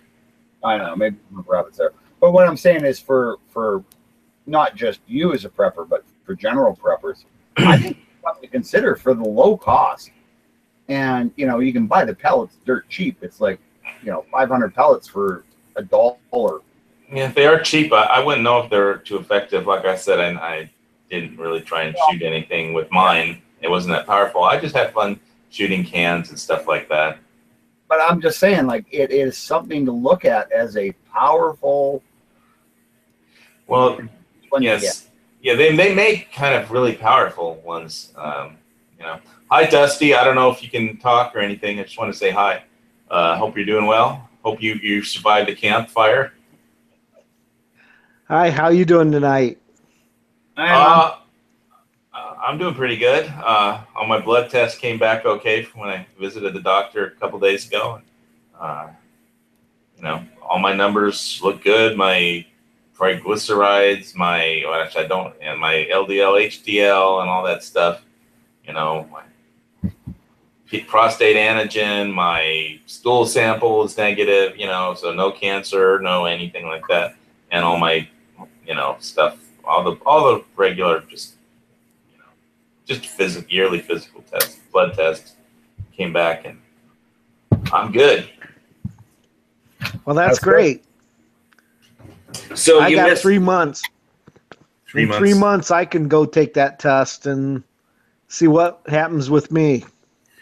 Dude, you missed the test earlier today of this new Captain Morgan's Loco Nut rum. I'm not allowed to drink, Hawaii.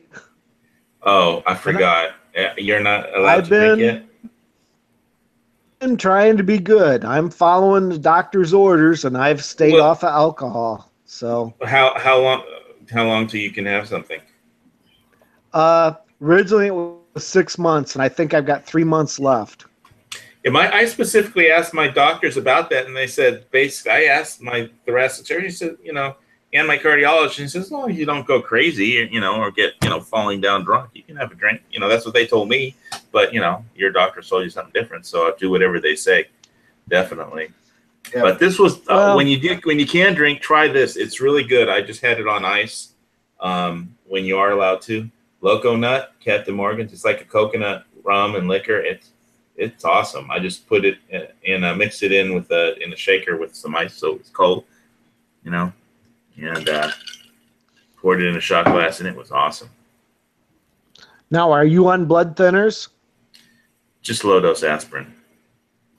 Oh, see, I'm on some major blood thinners, so that's probably the difference. Mm-hmm. Well, yeah, definitely follow your doctor's orders. I'm not telling you not to, but when you can drink, give that a shot. Well, I got 3 months. I've even been counting it down to the day, but I've got roughly 3 months left. So you can. Yeah, they told me after my heart attack to quit drinking and smoking, and I went, that's not really likely. And they went, well, you're not going to live that long, man. Well, they would give me shit if I was smoking. I have no doubt about that, but I don't smoke anything. So, and they evicted the guy downstairs who was smoking because they made this a legally non-smoking building, the whole condominium complex, and so he wouldn't stop smoking, so they evicted him. And, Oh, that's cool. yeah, and they set up an area for the smokers, so they would have some place to smoke outside, away from everybody else, in between, all the other buildings. So, but if you wanted to sit in the unit and smoke all day and, hurt other people, with secondhand smoke, because it would just filter straight up into the other units then. They said, okay, well, we gave you 12 fines and 12 warnings. If you don't want to stop, you're out of here. So The smart thing he should have built himself a little air filter cone that would have sat above him, that just would have sucked all the smoke up. the smart thing to do is just to walk outside to the smoking area. It's only like You didn't 30 30-yard walk. Yeah, maybe you didn't like to walk. I don't know. It's a little draconian, but at the same time, I can understand it. If the whole building votes to go that way, well, you know what? It sucks, but it's why we can't smoke in restaurants or bars. Yeah, well, it's private property. Yeah, the condominium board voted. Well, partially, I think what motivated them is it wasn't just me, but I had been complaining the whole time about him, before I, had to go to the hospital, because he would just smoke shitload and stand out on the patio, and it would filter up. I'd walk out on the line 9 to get a breath of fresh air, and got a chemical attack, and I would literally start, I felt like my lungs were on fire. There was so much smoke, so it was like, that's the one thing I was like, they can choke me like that with their tobacco smoke, and they're assaulting my lungs, but I'm not allowed to do anything to them, and so. Yeah, no, I understand. It's kind of like I smoke, and if any man went, oh, can you not smoke around me? I'd be like, oh, for sure. And I would go smoke, away from them. I mean, that's just common. Yeah, and they set up a really nice smoking area. They had covered patio. They built laid a brick deck, put out a bunch of fancy chairs, ashtrays, but it was away from all the people where people live, So, and he just didn't want to walk the 30 yards over there. He just wanted to smoke in his place, and he didn't care about hurting other people. So, Yeah, I know. That's what I'm saying. It's there's ways he could have alleviated. He was just wanted to be a shit disturber, because there's ways he could have alleviated it. He could have gone, okay, I'm not going to walk, but I'm going to put this, because I figured out how to do this years ago. You put a cone above you, you ever see those freestanding fireplaces? They kind of have a cone above them, and then they're like a bowl on the bottom. And the fire, burns in the bowl, and the smoke all goes up the front. Well, our experience was that if somebody's smoking in the condo, everybody else is going to know about it. It's just impossible. Tobacco smoke just gets into everything. by having a pressure, like, so there's air always sucking up and then running that into a filter system, you can get away that the air coming out of that filter system is the same as the air that everyone else is breathing, but that's something you have to make an effort to do, right? But as long as you've got a air moving upwards, like suction on the funnel, so that means all the air around the person will go up into the funnel and be run through the filter. So if they're smoking, all that smoke's going to go up through there. So like I'm just saying, I figured out how to do this years ago, and it's kind of weird and off topic. But as far as guns go, hey, I got an 18.5-inch barrel on my Remington 870. Fuck, did that change the gun? Oh, I love it now. Like, it had a goose barrel on it before, like a 30-inch barrel, 28-inch barrel. It was ridiculous. But yeah, put that 18.5-inch barrel on it, and shit, it is so handy. 3-inch magnums. I don't know. You like G-Webs and hate shotguns, or? No, I'm like G-Webs. What? Oh, G-Webs hate shotguns. Oh no, I have a Benelli Supernova. I like it. Yeah, it's pretty good. If I had to pick a self-defense weapon, that'll get the job done, man. And yeah, it handles 3.5 Magnum loads too. Yeah. Well, my semi-automatic, my 1100, just takes 2 3/4, but that's enough. Yeah, Benelli Supernova is pump action, but Yeah, well, my 870, that is put the short barrel on. That's a pump, and oh god, I've just fallen in love with it. It's a Wingmaster, so it'll take a 3-inch. Yeah, I like shooting if I was loading up for bear, that's one thing. But if I'm just going out to the range, I like shooting I get the low recoil shotgun ammo, because I could shoot more of it, and it doesn't hurt your shoulder or anything. If you shoot 3.5 Magnums all the time, you'll know it by the end of the day. The target ammo, stuff for shooting skeet and stuff, like the 7-shot, not. I don't know what it's for. It just says low recoil ammo, so it's built for less recoil. Yeah, well, it's probably buckshot then. I know. It is buckshot. Yeah, I've gone out and shot gophers and shit like that just out in the farm, taking my shotgun. Like my 1100 is perfect, right? You can put those light skeet loads in it, and they cost you next to nothing. And they're 7-shot, but out to about 25 feet, they pattern just perfect for taking out gophers or any other small varmints. So yeah, great fun to go walk out in the field. And yeah, no recoil. You can just like bang on. I've fired that thing in one hand. Just banged off all 5 rounds out of the tube. I wouldn't load it up if there was a bear in the neighborhood, and I thought I had to go up against a bear or something. But then I'd bring everything in its mother. But yeah, if I had to, I don't have a problem with any kind of shotgun against the bear. Any kind of 12 gauge, anyway. What you think?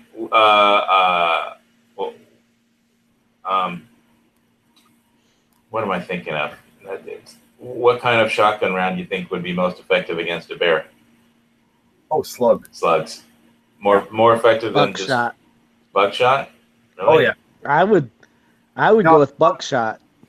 Buckshot. I mean, because you're going to be shooting them that close, it's going to be hitting them all in one lump anyway. But I don't know. I just like the idea of that 1 ounce of lead. Because if I got to go through his head, that's what I want, is that 1 ounce of lead. And a slug will go through a bear's head. Yeah, well, that's the good thing about a shotgun is you can load with different things,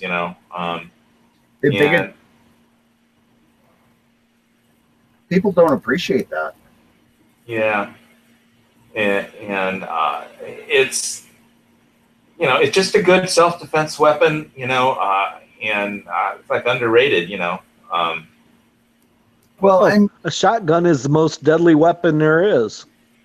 Really, yeah, anything close range. And I mean, the thing is, you can reach out to 100 yards with them.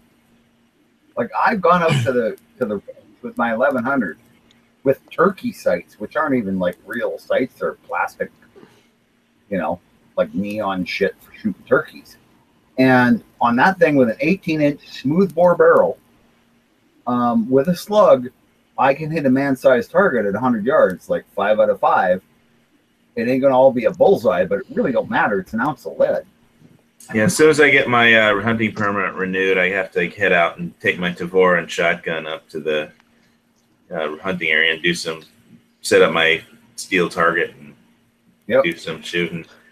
It's been too long, but I need the exercise running around, and running and gunning is fun, and so I'll get it done. I just need to get my permit renewed online and print it out and get it laminated. So I'm all good to go. I live in a shotgun area in Michigan. The southern half of Michigan is only shotgun for deer season. The northern half lets use rifles. But I have a rifled 12 gauge barrel that I am confident shooting at a 200 yards with. Oh, if it's rifled, for sure. Rifled slugs. Yes, rifled slug. No, the slug is not rifled. The barrel I shoot it through is rifled. Okay. You have a rifled shotgun barrel. Yeah. Yes. Yeah, you can't shoot bird shot out of them though. Well, you can, but it just goes everywhere. I've seen those tests. But a shotgun is a very deadly weapon.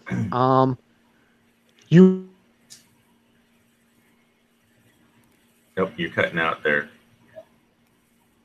Say the last sentence again, please. Looks like Dusty's having some internet problems. I think he missed our whole perimeter chat that we were talking about. Okay, we hear you. Kind of hear you now. Go ahead. Okay. You said you have a Nova, right?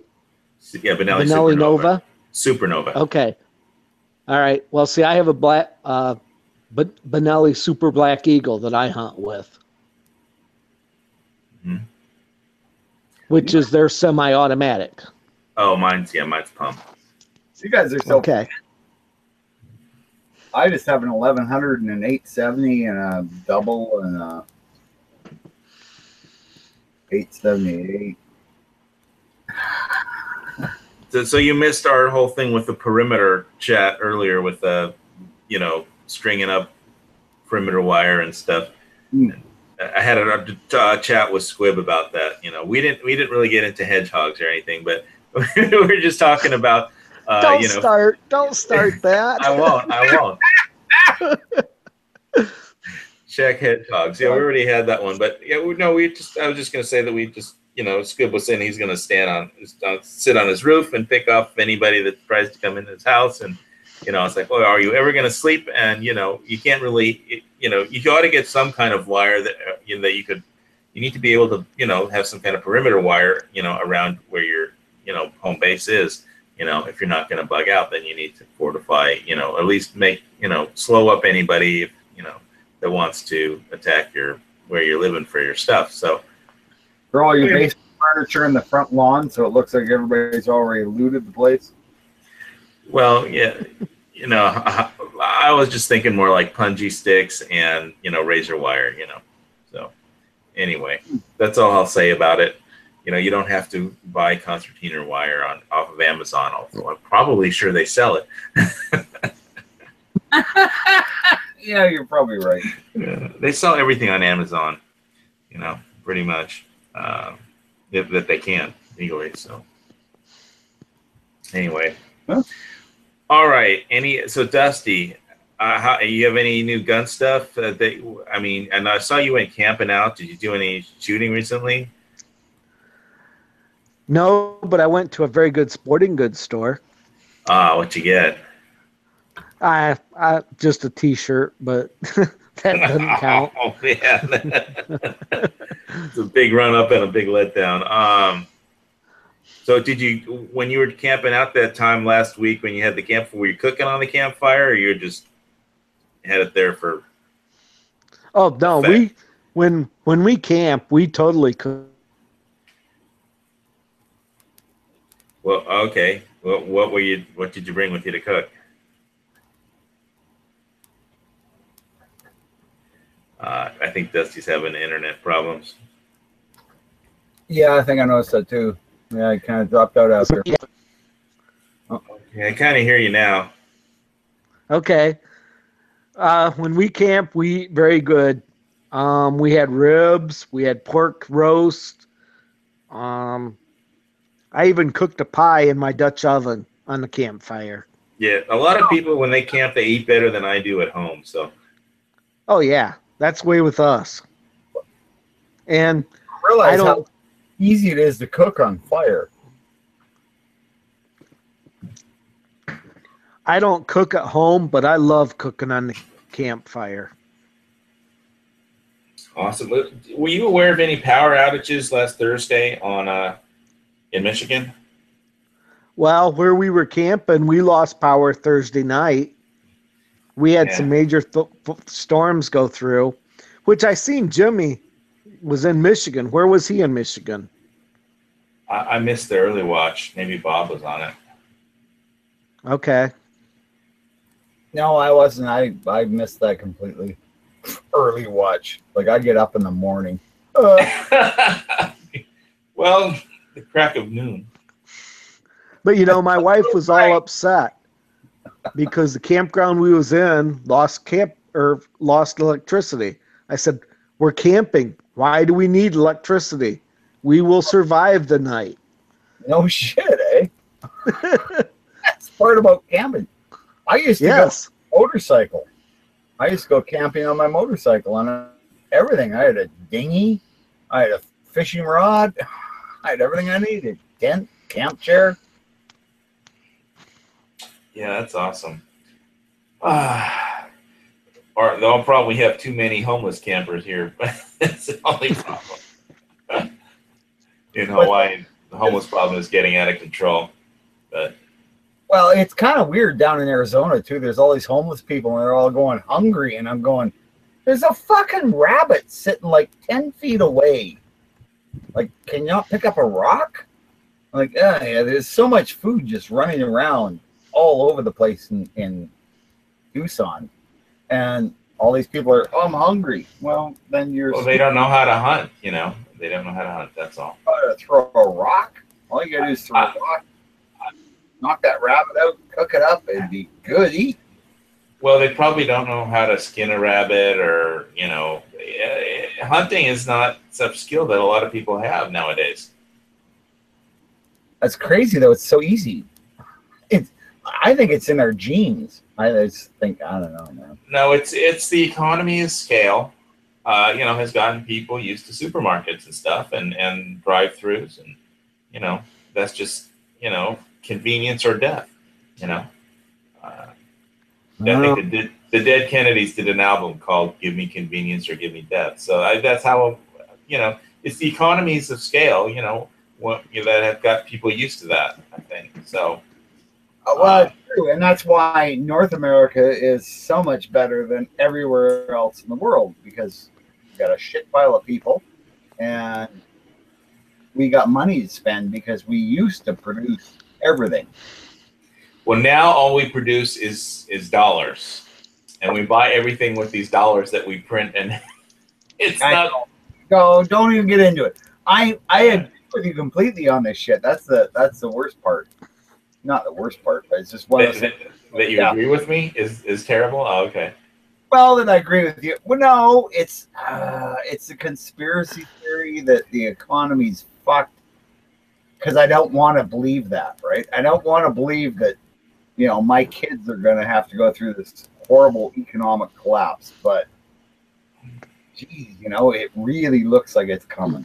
Well, if you think the collapse is going to be bad in America, it'll be a lot worse in third world countries. Oh, well, I don't know, because they have less to lose, right? I mean, for them, it's just like, oh, more of the same. We're back to eating the grubs, you know?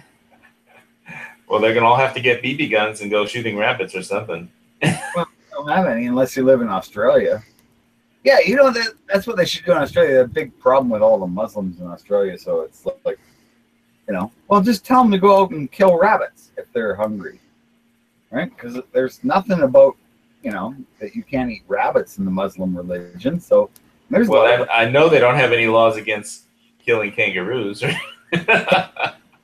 Can't you see that? Like these Muslim hordes, instead of trying to invade City Hall, just moving out into the outback, all the Aboriginals would be like, "Oh, what the fuck? Come on, guys!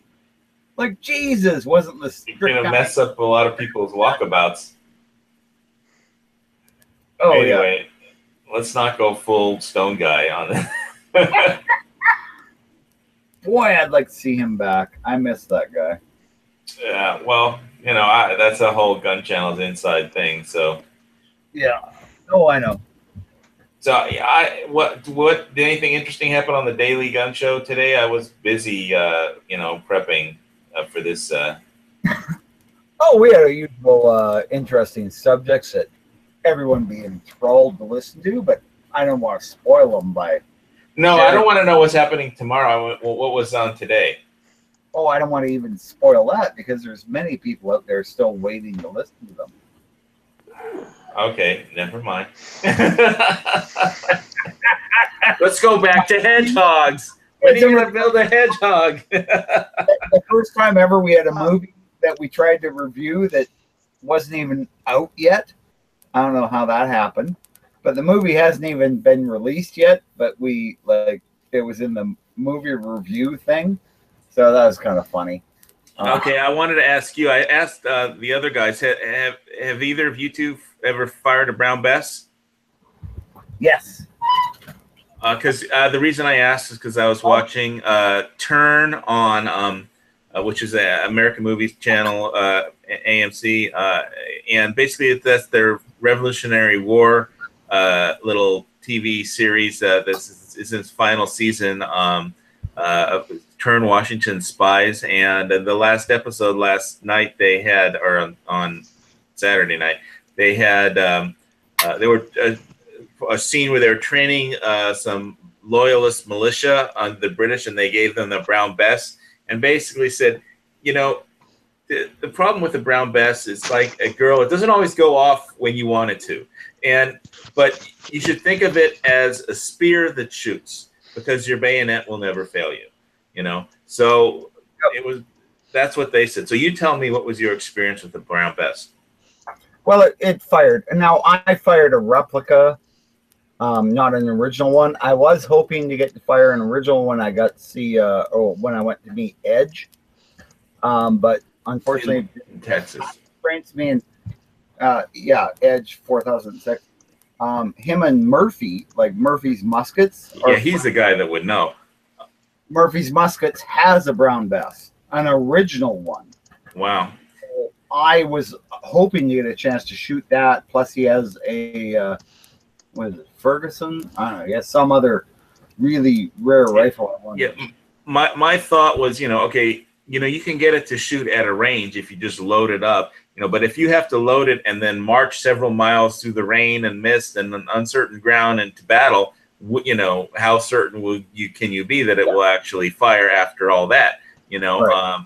So well, with lock, so you could always. The thing is, they would carry it with the pan empty. Like they wouldn't load that rifle until they were in.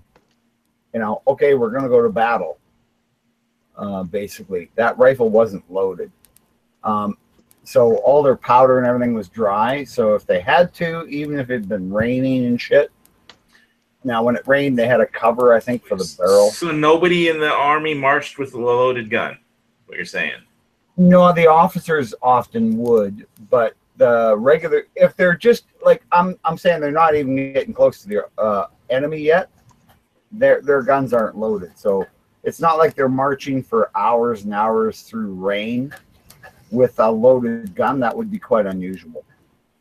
But like I say, the gun would probably still fire. The powder, if you carried it muzzle up, which I think there was a thing about carrying it muzzle down when it was raining, but it was a flintlock, right? So you could flip that pan open and you had a sealed container on your belt.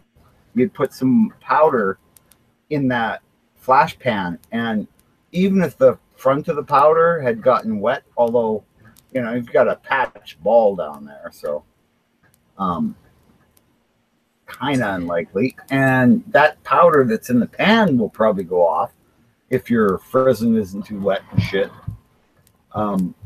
So you could get them to fire, but yeah, they didn't generally. They generally carried them loaded and just marching. Well, when you're in the war, you don't always get, you know, advanced notification. Okay, the fighting will be now, so load your weapon. Sometimes you're just marching, and then somebody starts shooting at you. But you know, yeah, I'm sure that caught many people by the shorts. And when I say shorts, I mean the short hairs. I mean, yeah, I mean, how easy it would be to fight the British Army if you knew they never carried their weapons were always unloaded. I mean, that would make it pretty easy. The thing is that they could load them in seconds, right? And so, you know, as long as your front line, it just didn't happen like that. Those armies just didn't. It wasn't like a small unit combat, because these were, yeah, people used to do stupid shit like on this occasion, yes, they were occasionally, you know, close quarters, you know, actions and skirmishes here and there, but yeah, mostly for the most part, it was, you know, one army lining up in a line and advancing. And they always had their bayonets, like you're saying. Yeah, it's a spear that shoots. That's what they said. So I was just wondering, you know, wanted to talk to people who had actually fired it. But so I'm going to close this chat out. I want to thank all the listeners and gun channels. Check that out. It's free. If you're interested in talking to a lot of gun guys, that's a good place to be. And get a lot of Second Amendment activism information. Every day, every day you get to watch the Daily Gun Show and listen on it as a podcast. So, yeah, I like listening to that show a lot. I don't get to listen to it every day, but you know, I do like it when I do listen to it. You know, it's you know, gun guys nattering on about gun issues. Yes. It's like, you know, it can be entertaining. Sometimes the hosts have tiny little fights. Yeah, that's the way it is. You know, I saw last night Mad Max Fury Road was on, and so I got to go through all my Glock happiness when they were shooting the Glock and stuff. But they had an SKS also, so in that movie. Check that out. I saw it on Netflix, I think, and was like, oh, I gotta check that out one of these days. But then I saw something else, and you know, shiny. Yeah. So if give us a thumbs up, and you will all go into the future shiny and chrome into Valhalla. And so I'm gonna close this one out. Fight the good fight. Keep your groups tight. See you next week. Odin.